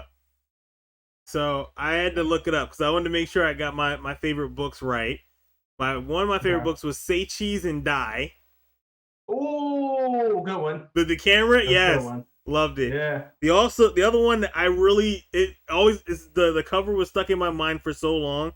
The Horror at Camp Jelly Jam. Yo, hold on. Let me find that, John. Because I looked at every time I see the cover was always what sold me. I was like, okay, we're there, we're in here. Like, because it was like this little camp counselor guy who looks really creepy. Yeah, I think that coach or baseball player dude, like those proportions were not right, and that smile was wicked. Yep. Oh man. One of my favorites. Wow. I had that book always around somewhere. I was always see it. I'm like, okay, there it is. But that one, Say Cheese and Die, was always my favorite too, because you just it's a picture of the family and they're all skeletons, and I'm like, bruh, Yeah. we are here. I'm here for this. Whew. But yeah, I can't wait. Wow. Don't forget, guys, Goosebumps. Friday night, 10 p.m. after my live react on Twitter for Life After Lockup. So right after that, you'll head over to Discord, join us for some more spooky viewings. Life After Lockup? Is that what you call it? So yes, it's called. It initially was Love After Lockup. That's the first show. Life After Lockup is the continuation of the season. So, Love After Lockup is a bunch of inmates who find pen pals that connect with them, and they end up falling in love somewhat. And the goal is for them to get married when they get out. Wait, what is this? It's a reality show on WE TV. Yeah. What? Okay. So these inmates are talking to these other people online via pen pals and all this stuff, and they're talking about how they're going to spend these lives together and everything like that when they get out. And then you find out that most of the people were lying before they got out. Some of them lying about their looks. Some of them lying about their age. People that were outside lying about what they were doing to what the life they were living before the inmate got out.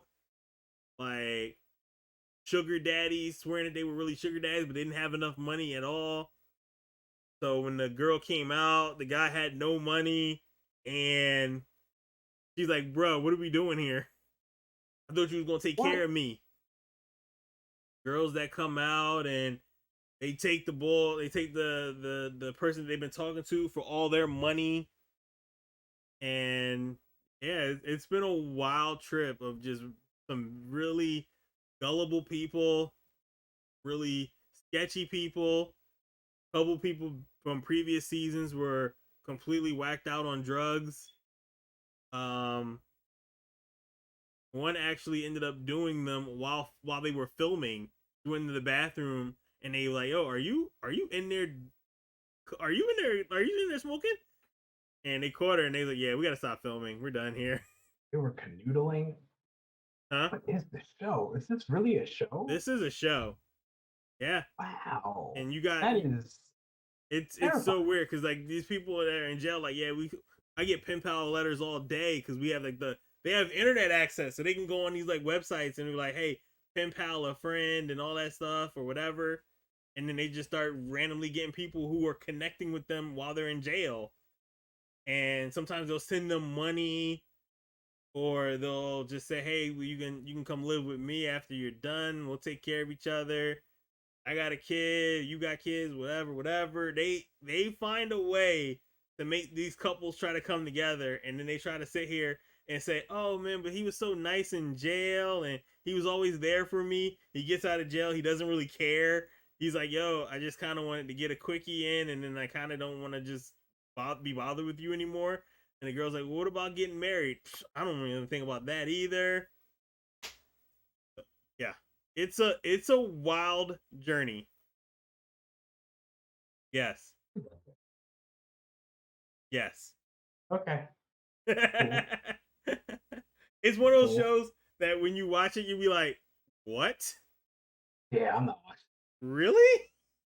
Like, I'm watching it now because it's funnier because I'm watching these people do stupid stuff. Like this one guy, Deontay or whatever, he basically has been giving this girl, he gave this girl thousands of dollars. And she was like, yo, as soon as we get out, we're gonna live together, we're gonna hook up and all that stuff, we're gonna get married and all that crap. She got out and was like, yeah, I kinda wanna go see my ex. I got my old prison girlfriend that just got out too, so I'm gonna go see her for a little bit. And he's sitting here and he's just still giving her money. He got her a phone, and she was upset that he was hooking up with a sex doll or like a sex toy. Like she was upset while she was hooking up with other people. She was upset that he had a sex doll. I live. Yeah. And Wow. yeah, That is. it's so weird. It's so wild, but I love the life after lockup people that I am chatting with on Twitter because they got some funny jokes, and it's one of those things where we just pretty much just go at it like player haters ball with watching something live. It's so funny.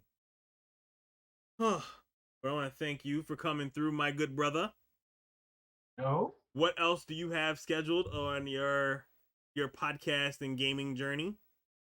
Yeah. So, got a couple episodes coming soon. We're getting another episode next week with a very special guest, and then Nice. following after that, we got a Halloween episode with IGN's editor-in-chief, Tina Amini. So look out for that. We also got another episode of The Fetch coming right after that. We want to talk about all the October stuff.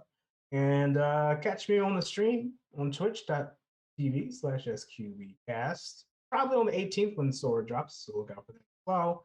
And then also listen to all the other episodes of the podcast at SideQuestEnthusiast.com, SQBcast.com, or on Spotify, Apple Podcasts, Google Podcasts, SoundCloud.com/ChillGood215, and wherever else podcasts are played, probably.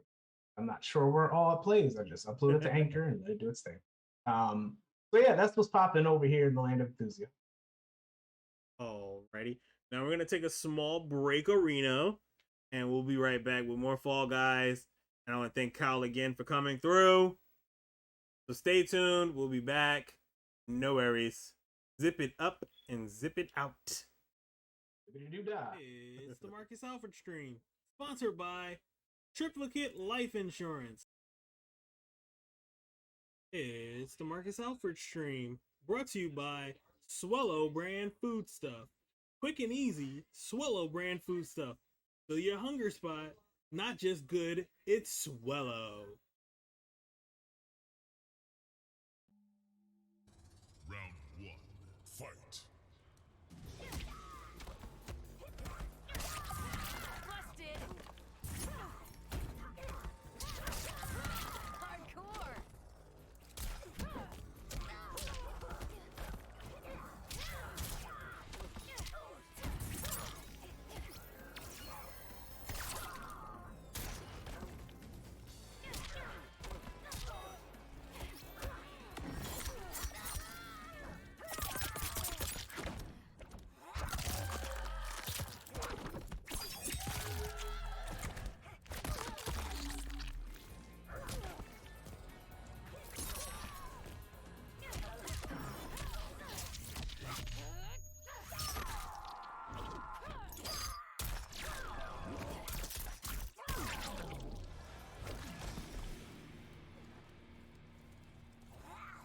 Ready. Round two, fight.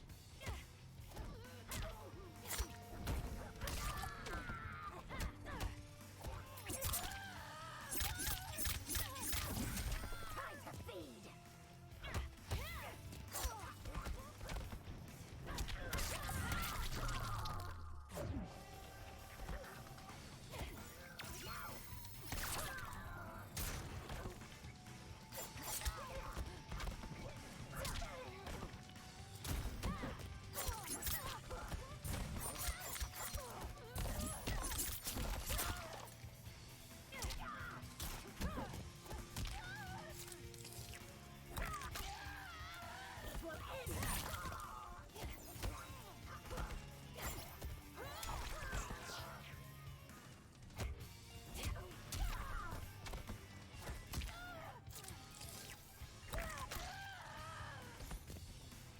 Finish her.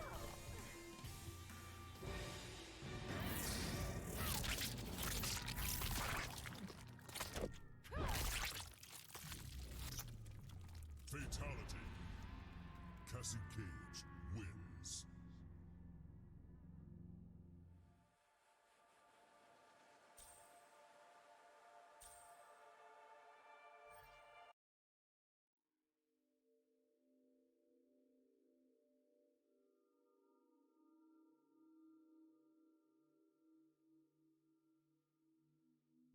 Round Fight!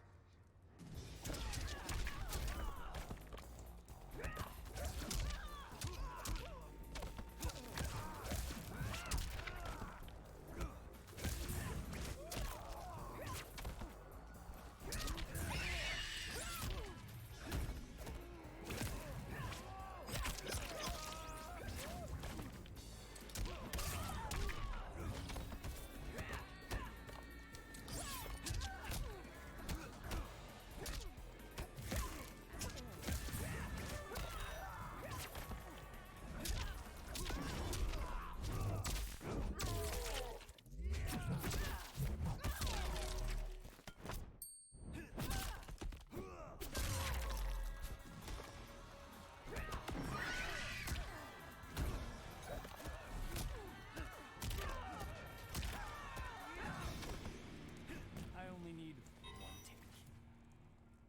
Round 2. Fight!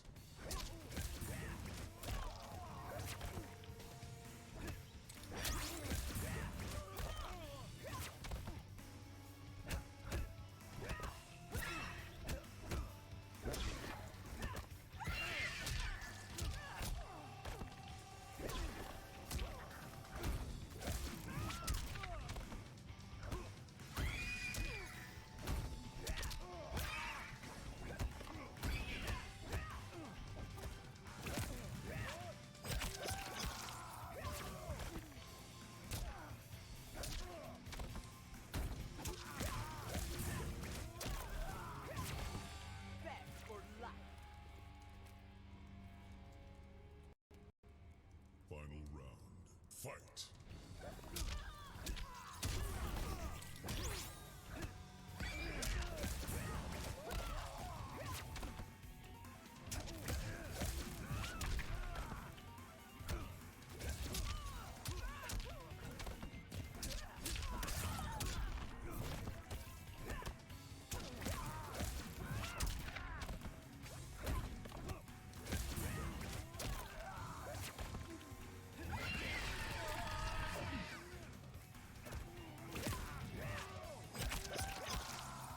Primitive earth. Finish him!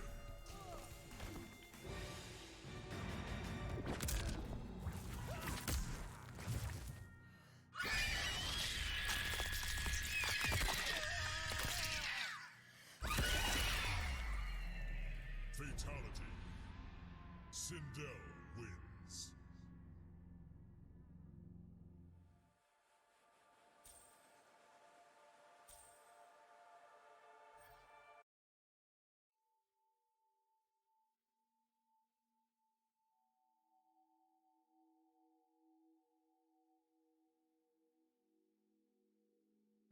Round 1. Fight!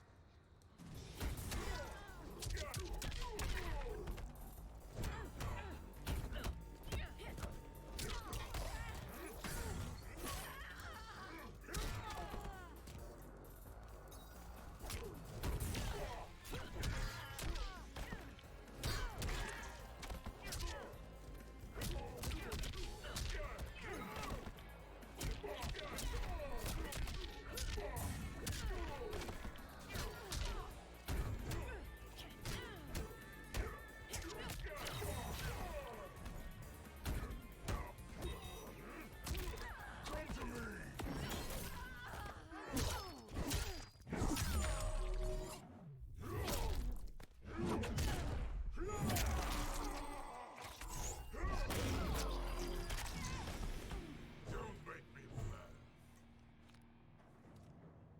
Round 2. Fight!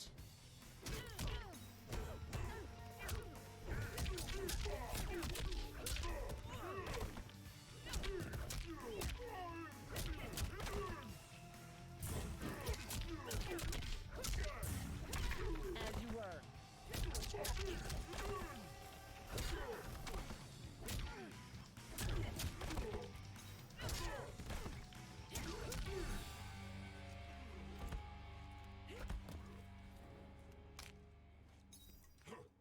Final round. Fight!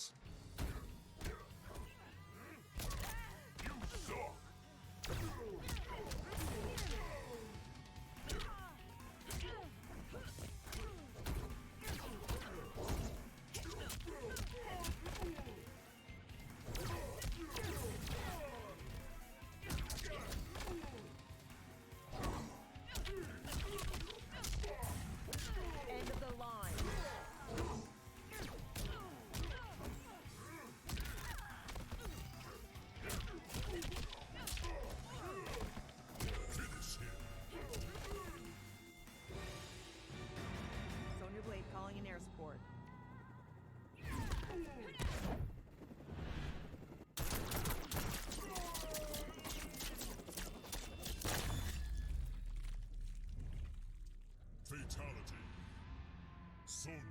wins.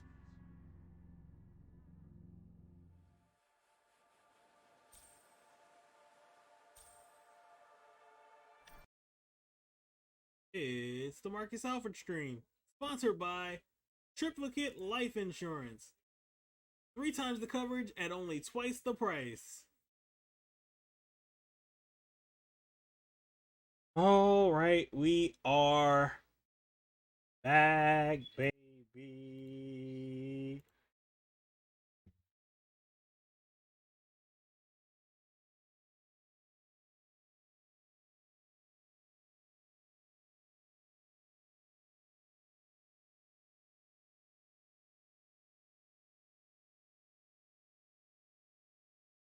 What's my video now?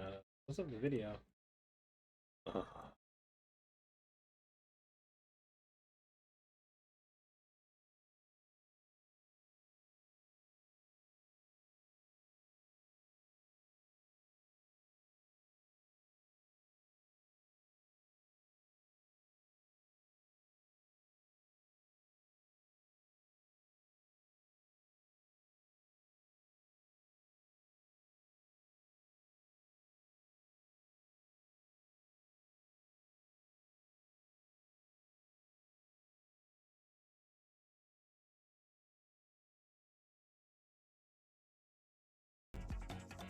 There we go. There's my game. All right, so we're going back into Jump for Joy. Shout out to Squishy Burrito Kitty. What is this starting now? Stop fast. We still got topics to talk about. We'll go the rest of the night.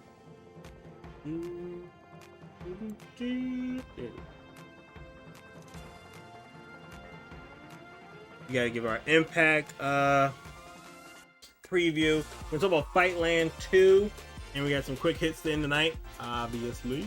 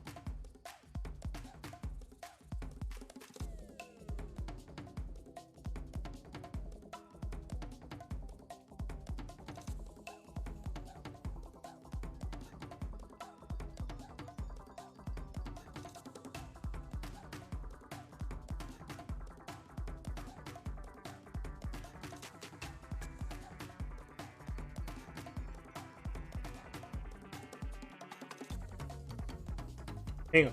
So AEW lost 100,000 viewers last night. Not gonna lie, QT Marshall was on the show.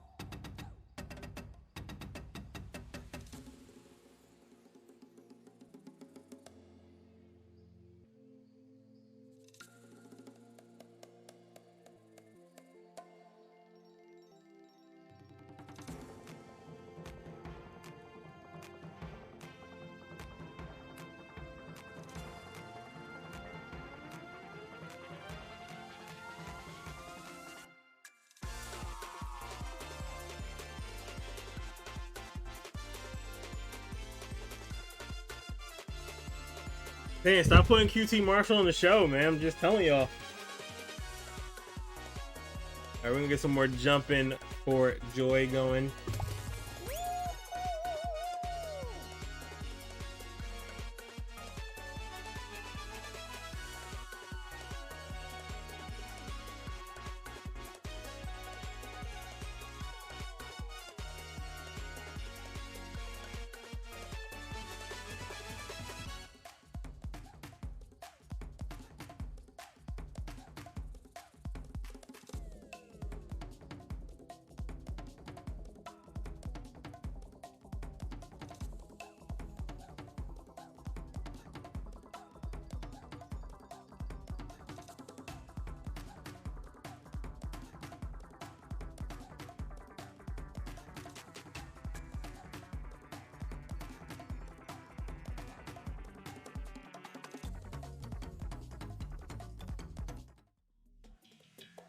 Hey, Mercedes Martinez, 112 Impact.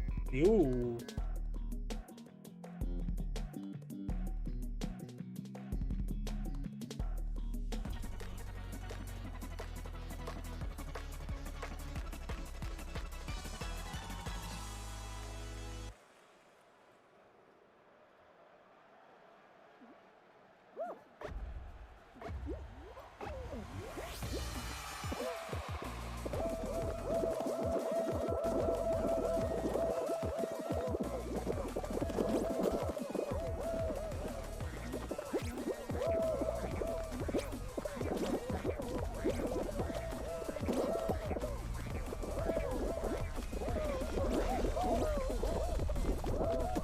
Oh.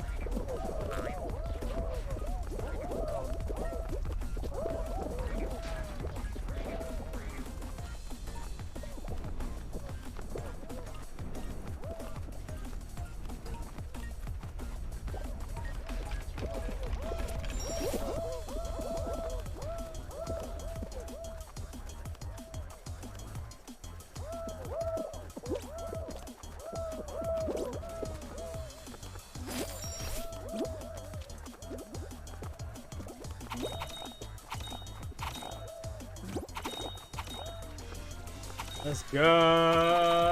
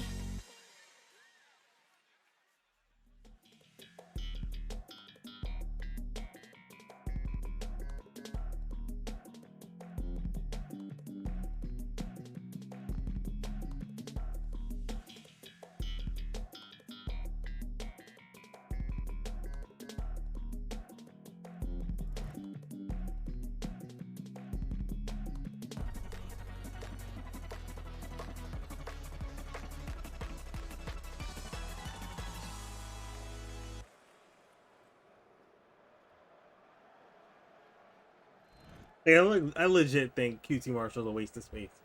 Like, legit.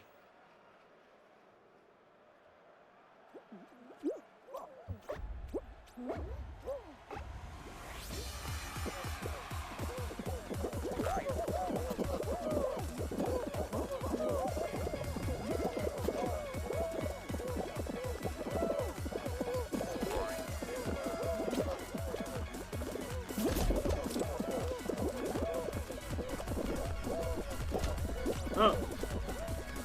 Oh.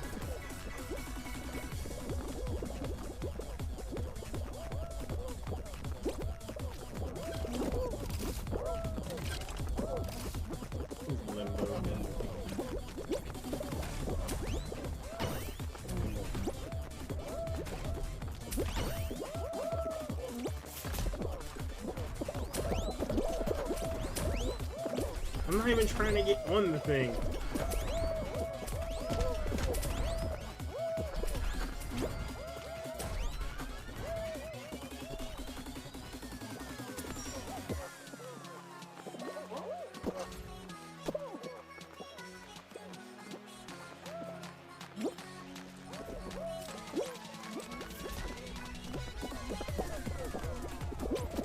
Oh my god, I hate this thing.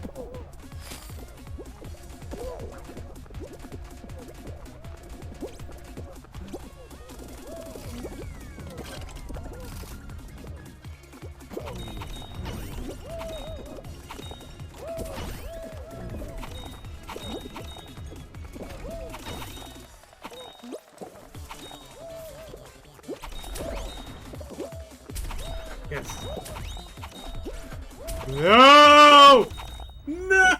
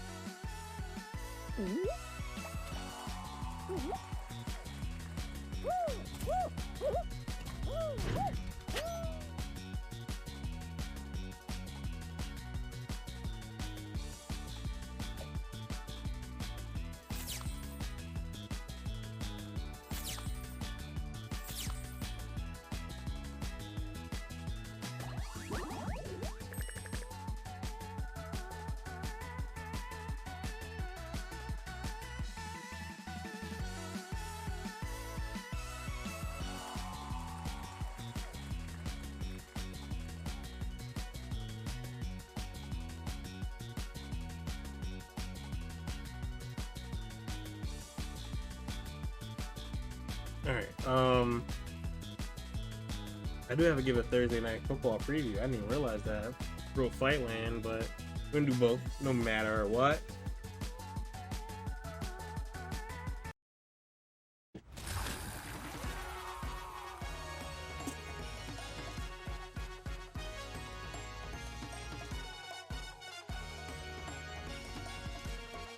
I don't even recall doing questions of the week this week. Might not do it again. Oh, it's prediction day. Alright, we'll definitely get the predictions done today. Or you know what? I'm just going to do Thursday. I can save the rest of them for Friday. So we'll do all of them Friday, but I'm going to do Thursday's prediction right now. Or not right now, but later.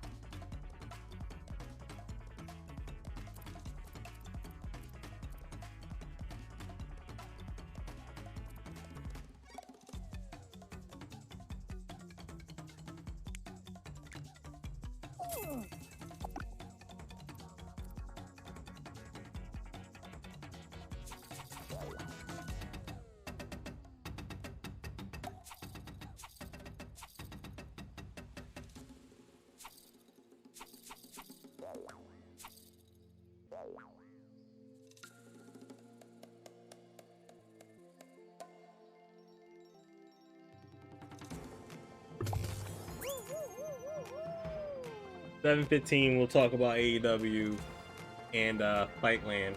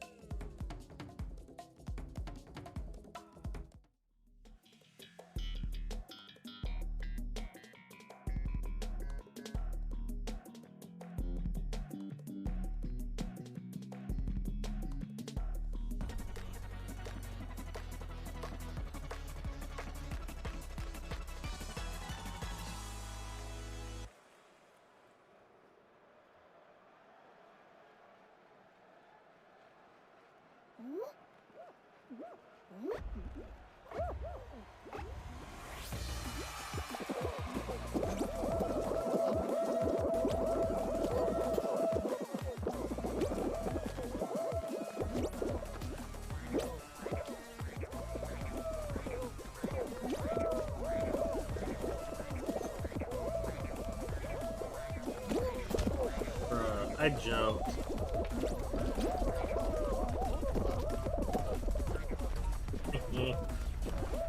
Believe my way through, baby. How do you get hit by the fan? Like, unless somebody pushes you, there's no way to get hit by these fans like that.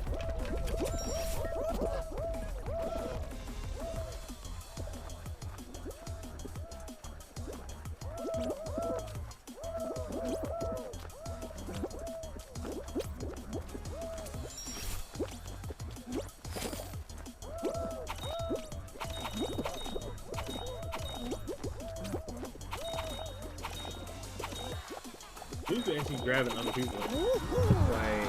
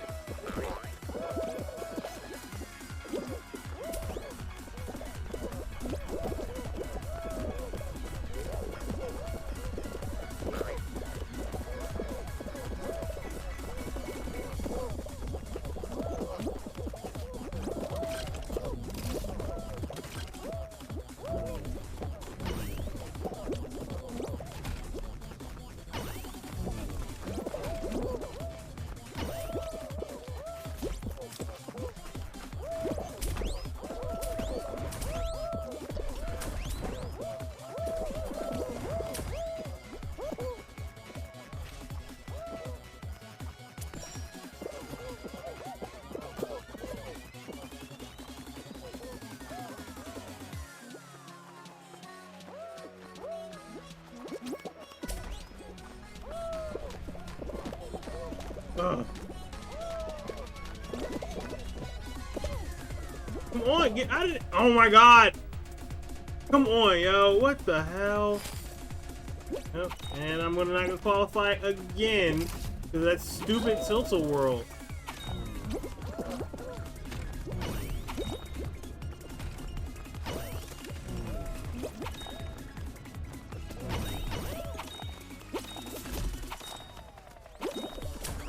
Yes!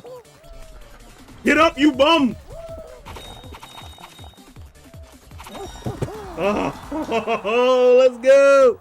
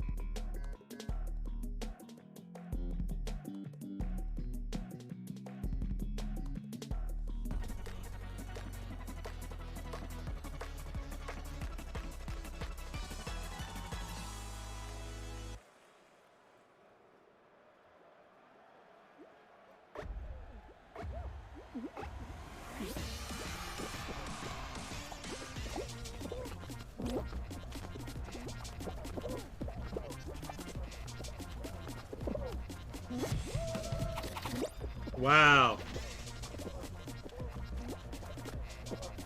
I don't know if they were pushed or they fell off, but either way, that is depressing.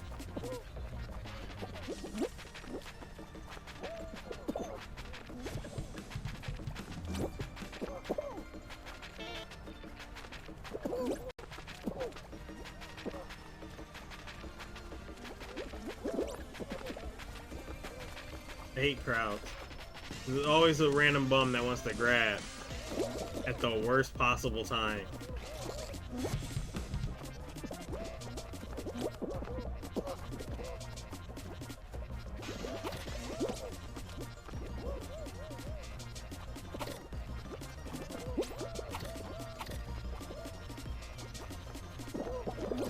See? I knew it. Why I don't do crowds. Every time there's always a bum that feels like they need to grab people.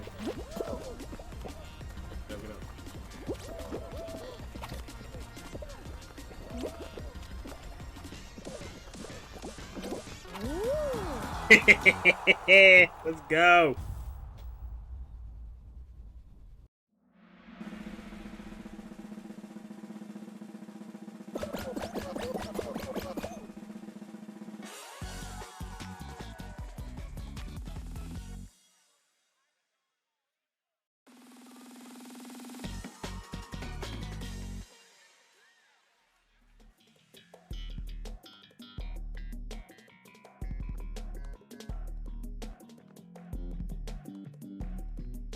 Hate tail tags so much.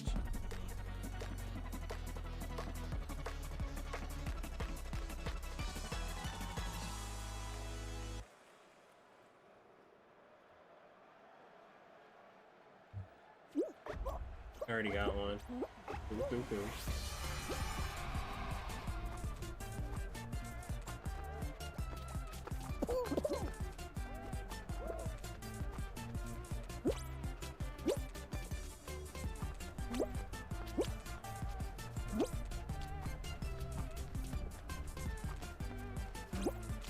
No!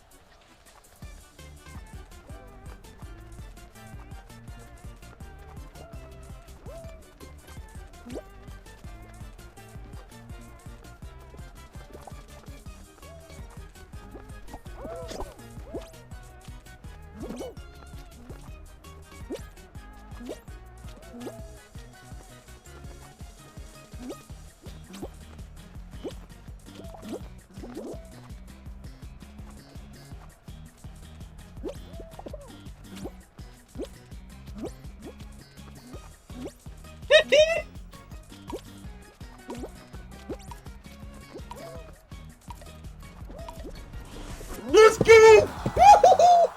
Let's go! Oh man, I thought I was done. Oh.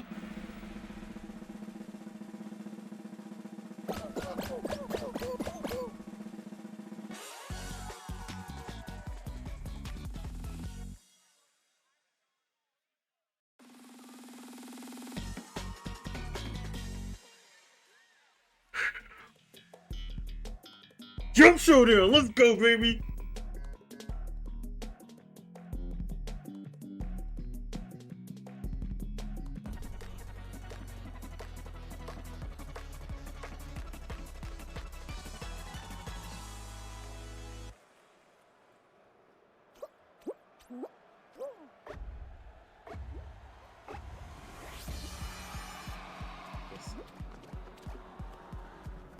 Crap, wind. Crap. I almost missed it. Oh, I guess I'm committed to this side. Oh. Legit hate the wind, like, it's the worst situation to get into.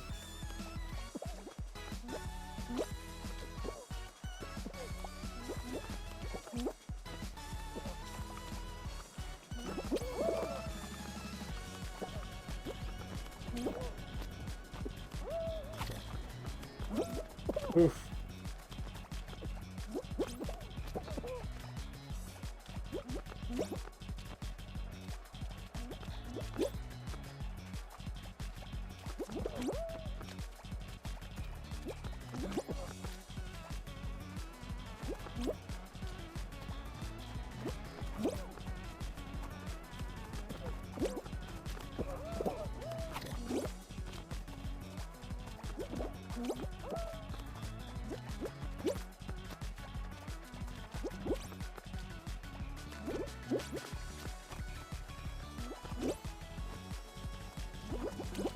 Ooh.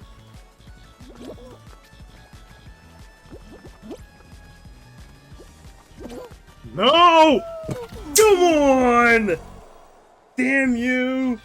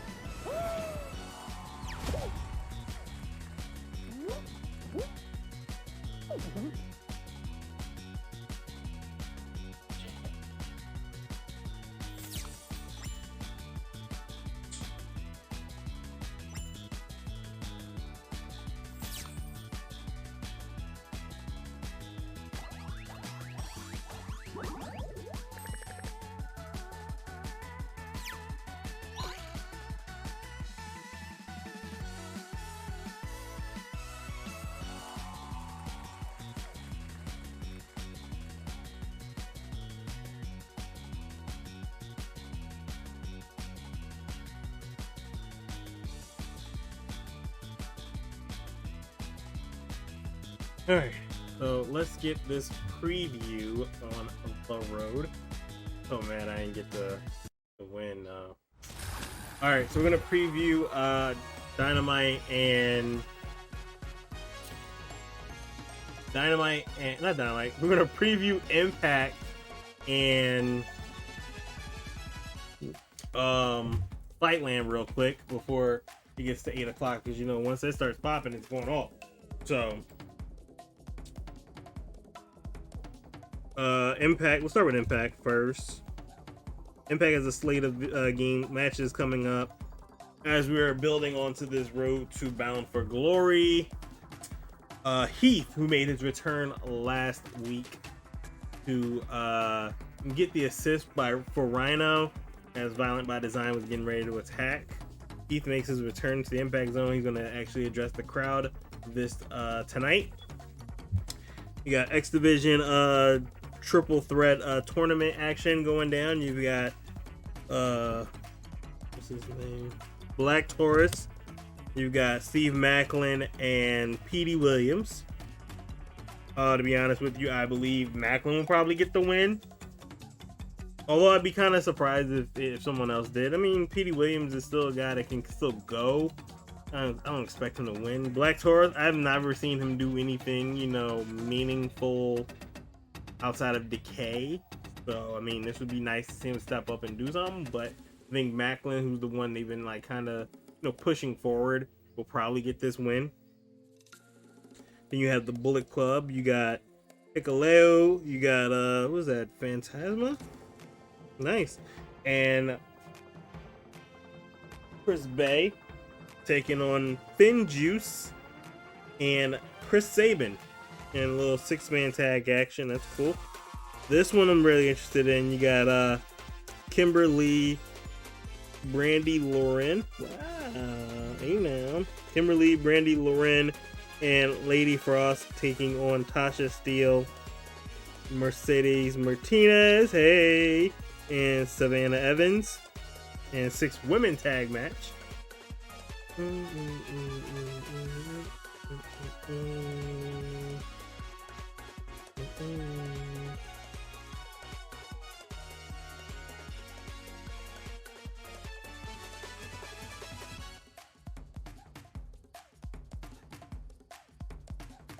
And then you have Ace Austin and Madman Fulton taking on, Josh Alexander and Christian Cage in tag team action in the main event. I just can't wait for Josh Alexander to take this belt from Christian. Like, it's just gotta happen. If it doesn't happen, I'll be super surprised and I'll be super disappointed, because I'm sorry, I don't want Christian as our Impact champion at all. And it's just one of those things where I kind of wish it would have been Josh Alexander taking the belt off of Kenny Omega, because it would have been a bigger deal. But we didn't get that option, and it kind of blew.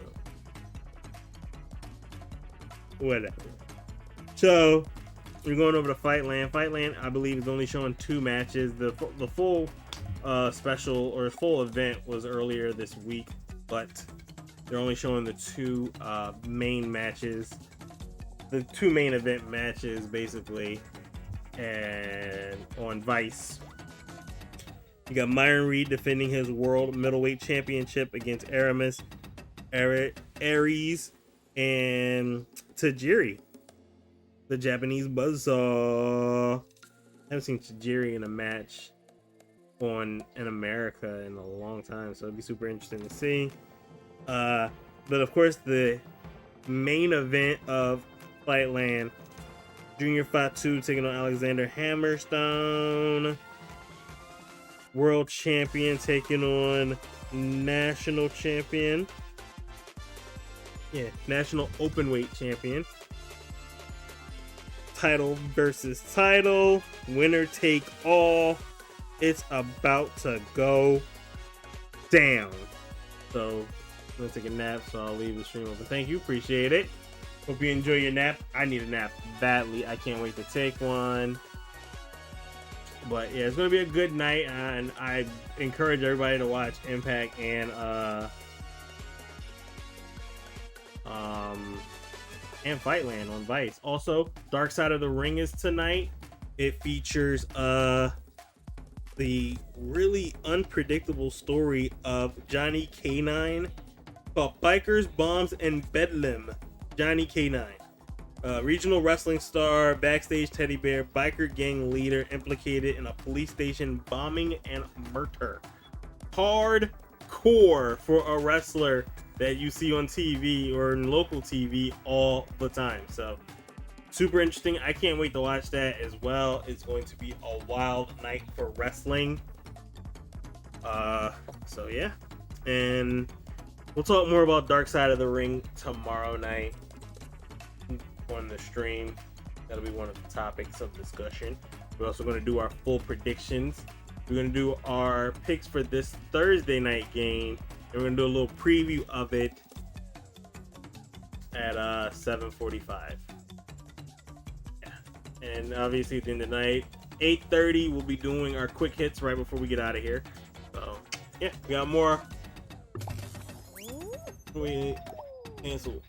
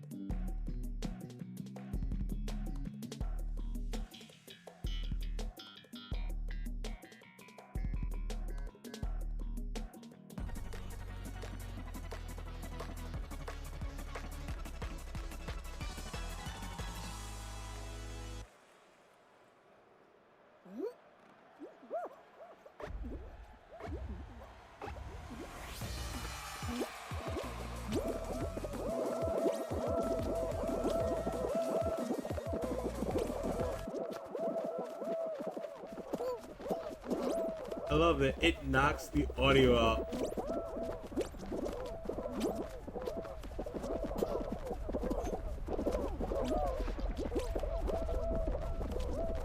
Ugh.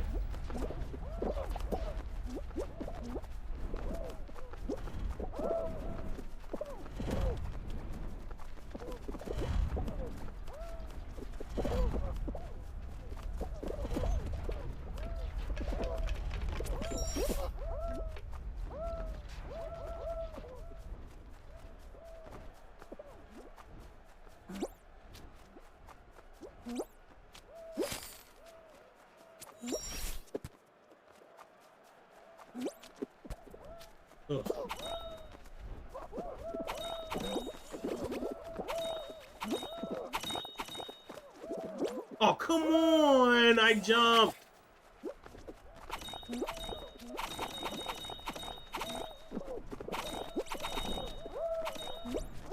Might not end well. Photo finish! Let's go!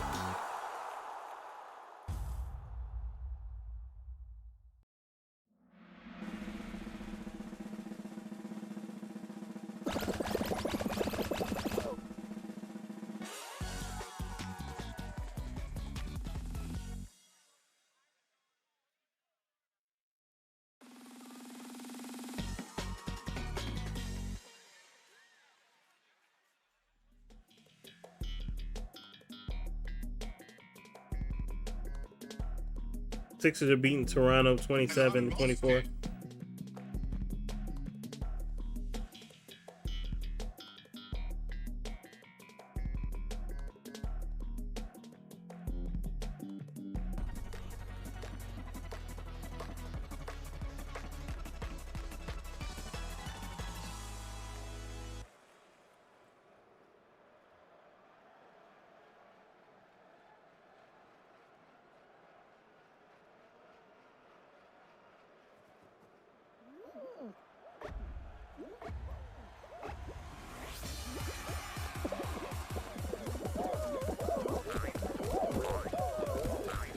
What? What the?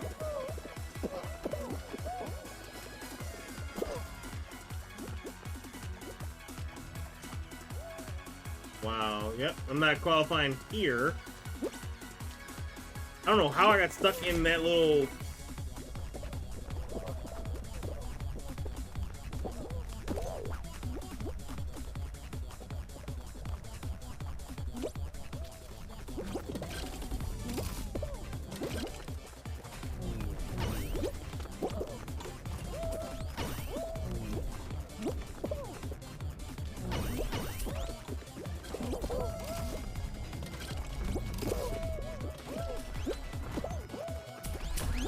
What the hell?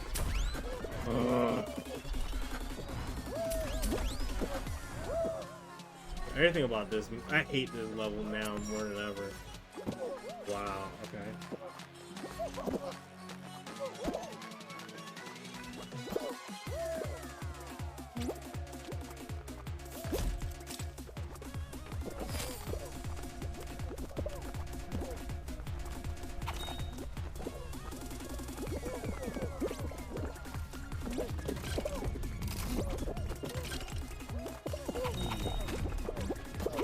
What? How? Are you kidding me? How?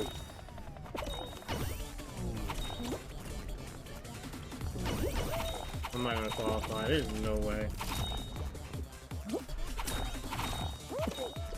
Get up! Damn it.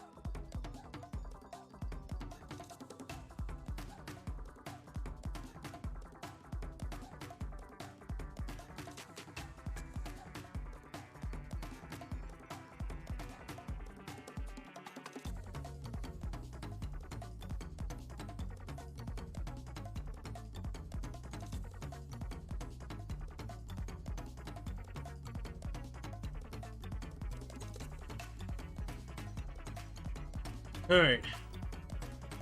It is now 7:47, and we are going to do a little preview and prediction for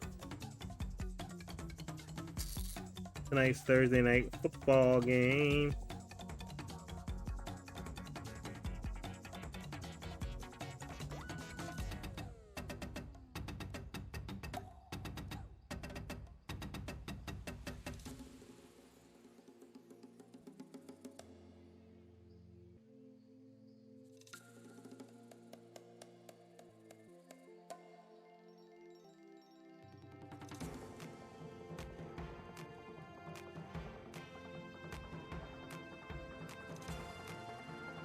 Oh.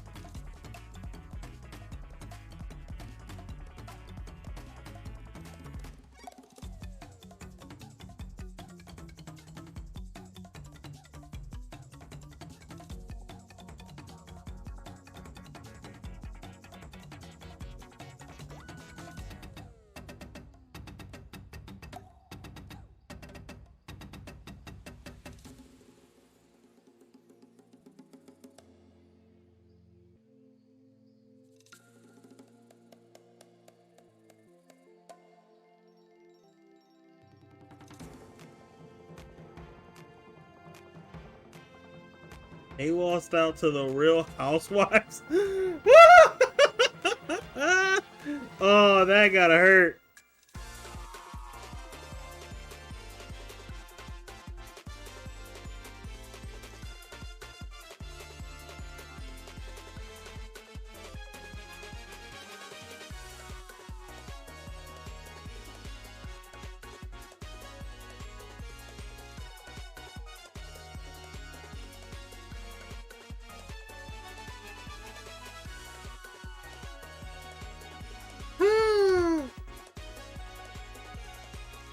All right. Thursday night football. Do do do do do do do do do do do do do do do.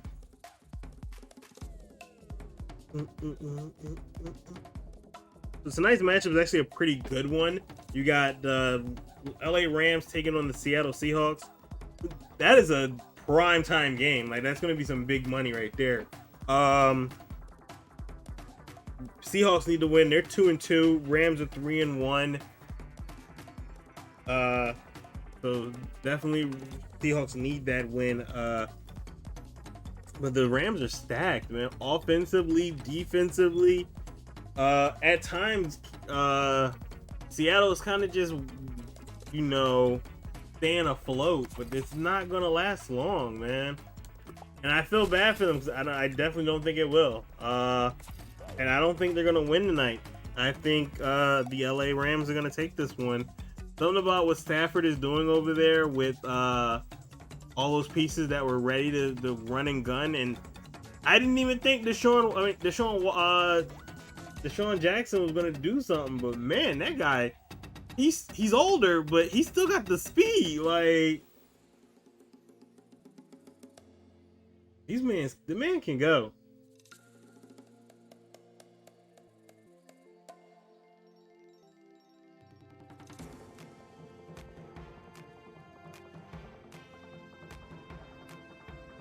So I'm picking the Rams to win, and we're gonna do more of the predictions tomorrow.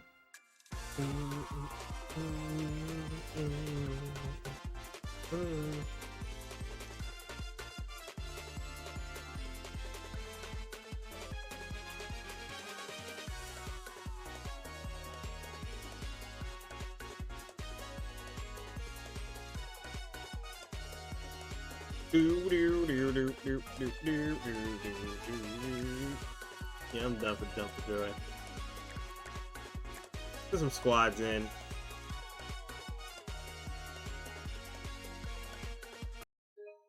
Wow.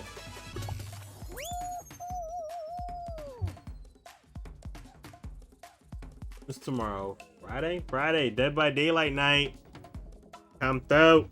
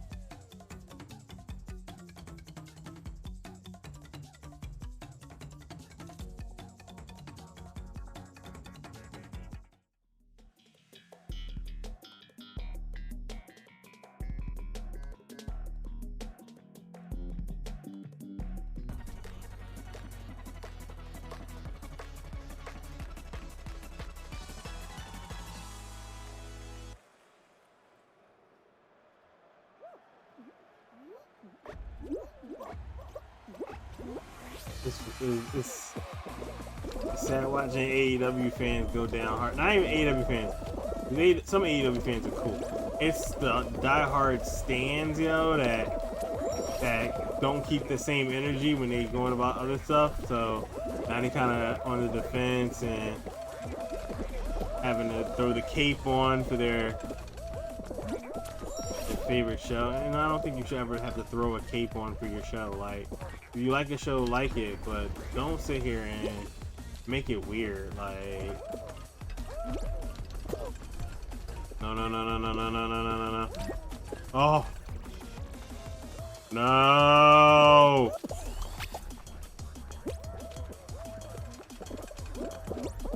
Whoa, I couldn't.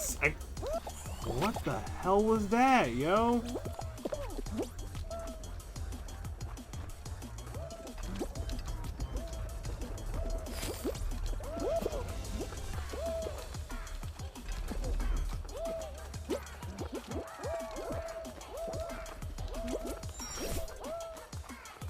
So none of us scored yet. Looks like my guy's ahead of me, which is cool. Why are you grabbing me? I'm on your team, you idiot.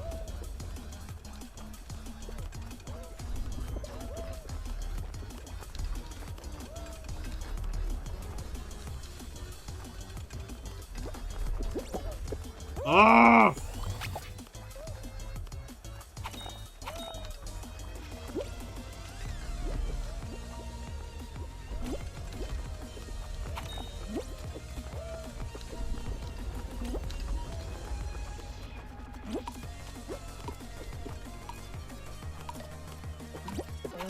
Still qualified. I know we were good anyway, but still, I wanted to get the win.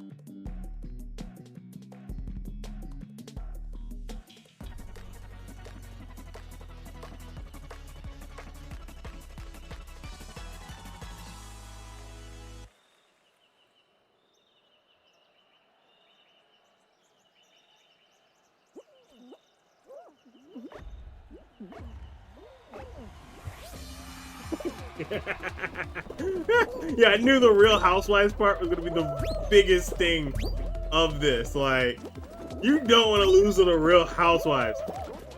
What? Where I had that number. Okay.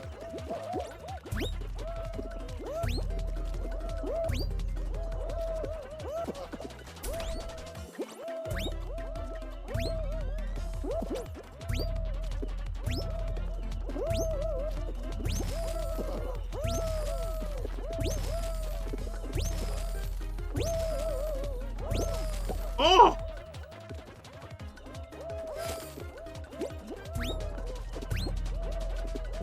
Oh, come on!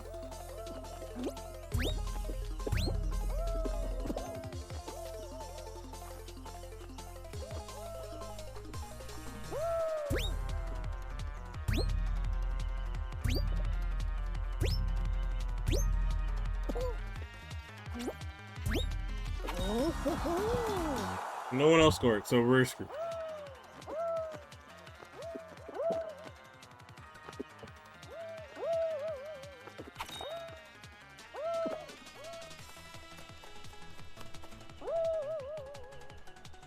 Go down.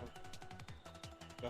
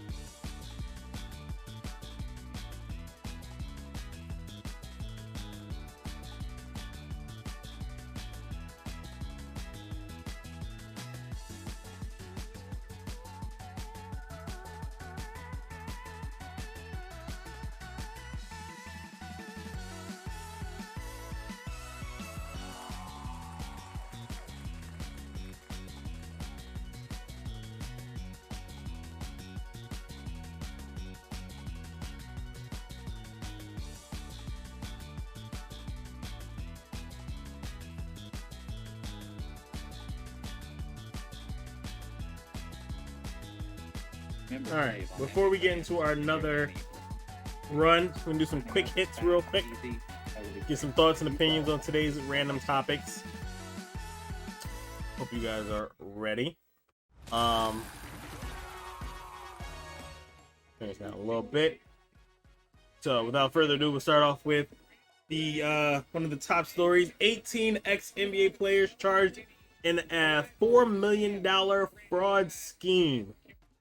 Whoa, I saw Big Baby Davis. There was a bunch of names on there. Let's see if I can run through some of these names that I remember writing down.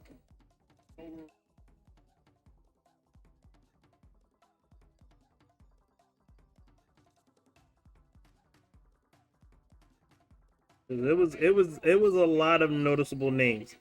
All right, so some of the noticeable names that I remember: Sebastian Telfair, Antoine Wright, Darius Miles, Ruben Patterson, Eddie Robinson, Gregory Smith, Big Baby Davis, Jamario Moon, Terrence Williams, Allen Anderson, Tony Allen, Shannon Brown, William Bynum, Melvin Ely, Christopher Douglas Roberts, and Tony Wharton. Shocking, but not surprising. Obviously, there's always going to be someone trying to scam and get extra money and extra benefits when they know they don't need them, and they're trying to get them for somebody else probably. But there's always a time and a place, and you always have to make sure you are being more financially responsible about that type of stuff. But some of these guys all spent their money, so they don't have any money, so they were trying to scam as much as they could to get as much as they can from the NBA and their programs. So yeah, unfortunate moment, but they'll get what they deserve, to be honest with you.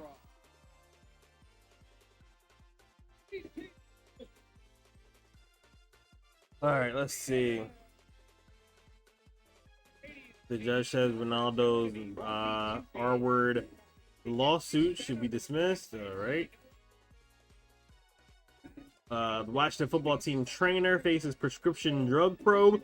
Yo, the feds raided the building. Bruh. The feds raid, you going under the cell, bruh. It ain't working. It ain't gonna happen. Christian McCaffrey feels good and Apostle return Sunday. Christian McCaffrey is playing. You start him. Unless you have a better option, then go for it. But to be honest with you, if your team is trash and you need that little spark, see if you can do it. Man says he's feeling better. He's been practicing, so go for it. Falcons Calvin Ridley won't travel to London for the game, so the Falcons are now out of one of their top wide receivers. They had the other wide receiver is injured, and he was injured. I don't know if he's playing this week, but yeah, it's been a tough time for the Falcons over there. They're not really doing well, and now you got the Jets, who's coming off a winning. They're ending their winning streak, so this is going to be interesting. Jackson wants all QBs protected, not just himself. There's been a growing trend. A lot of quarterbacks are feeling like they're not getting as much protection as they should be with a couple of these hits, especially maybe I believe at the legs or whatever. But quarterbacks in general have been super protected, and they're even more protected more than ever now. So I don't know what else they can do. I mean, there's times when you can't even get near a quarterback. So who knows if this will work.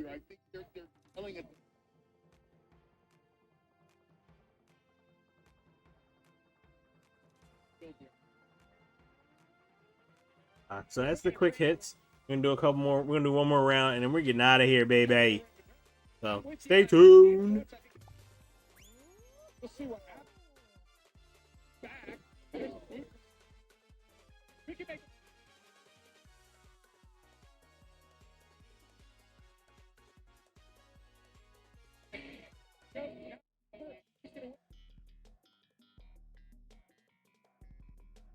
Sunday on Access TV will rock your world. To an all-new episode of Access TV, my collection, featuring an Elton John junkie, a rare Public Enemy jacket, Nirvana memorabilia, and historic piece of Beatles history. What do you got? Then, L.A. Inc., a rockin' reality TV series starring Kat Von D.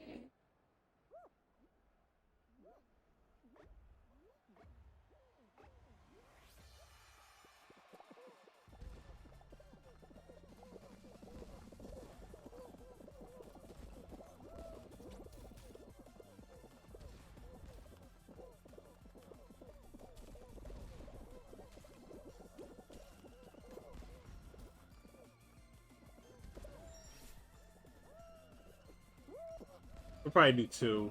Probably do another one after this.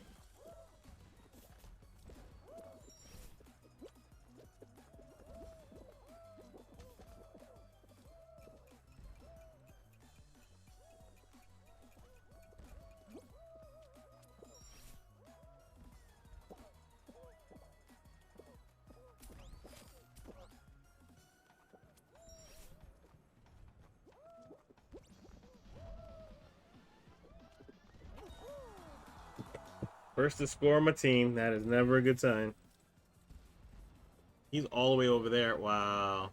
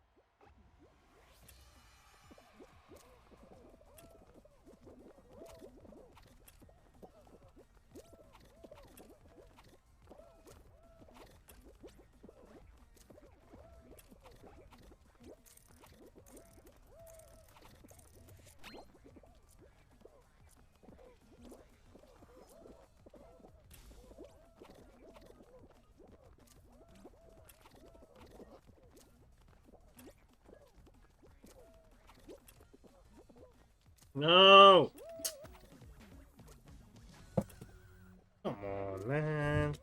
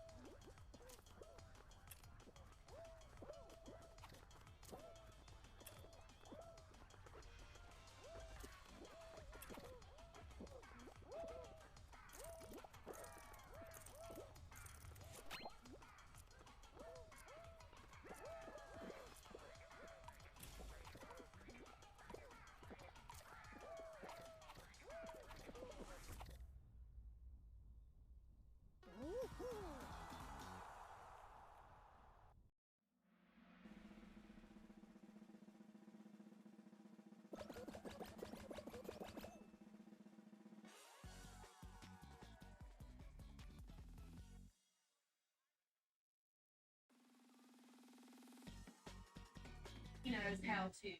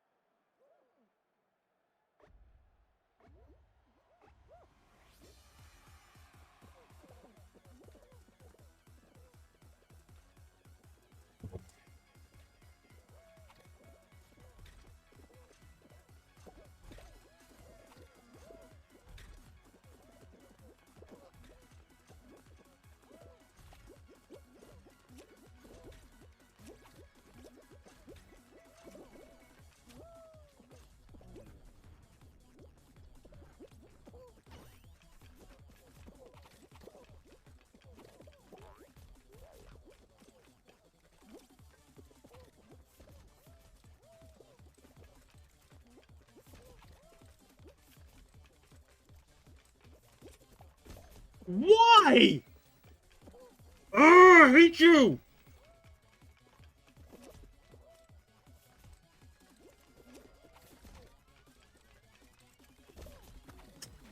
I hate that level anyway. God damn.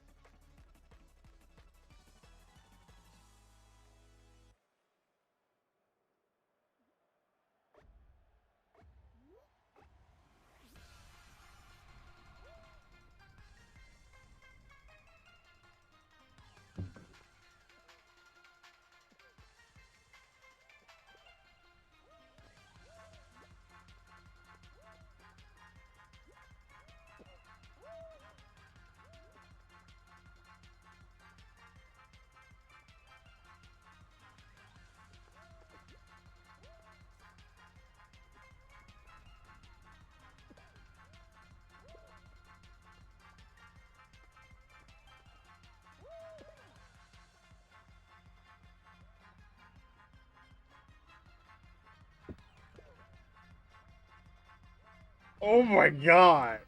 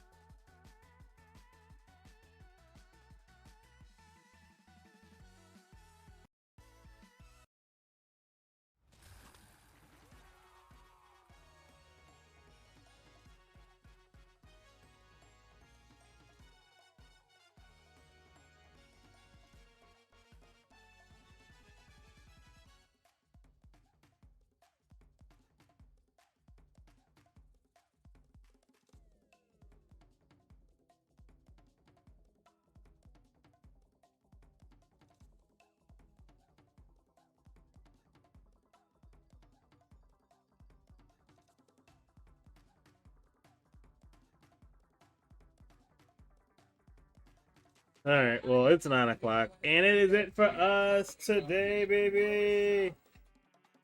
We will be back tomorrow, 5 p.m. to 9 p.m. It's spooky season. Here's the schedule for tomorrow. We've got Dead by Daylight starting at 5. We'll be rocking with that all night. Then we're going to jump over to Twitter and live react Life After Lockup, always. And then at 10 o'clock, 10 p.m., we'll be sitting here on our Discord, baby, watching 2 episodes of Goosebumps. So come through, hang out with us, and it'll be a fun time. And I would love for you guys to, spend it with us this tomorrow as we kickstart our weekend. Also, do not forget we are live Sunday. Sunday. Sunday. We got the Cowboys game, so there's a live react show. You already know the deal. I believe it's a 4 o'clock game. So if the Cowboys are playing at 4:25, so we will go live at 4 Sunday afternoon. Come hang out with us, chat it up with me, and watch as my team either wins or does very, very well against the Giants. So that's it for me, guys. Again, stay happy, stay healthy, stay safe, spread love when you can. Mwah. And I will see you guys tomorrow. This episode will be available on YouTube and HillMarcus.com tonight, so make sure y'all check it out. Make sure y'all like, comment, subscribe, all that good stuff. But for right now, we out, baby. Peace.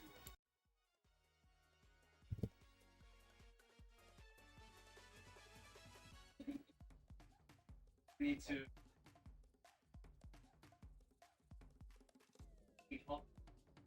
Every time I do something. On.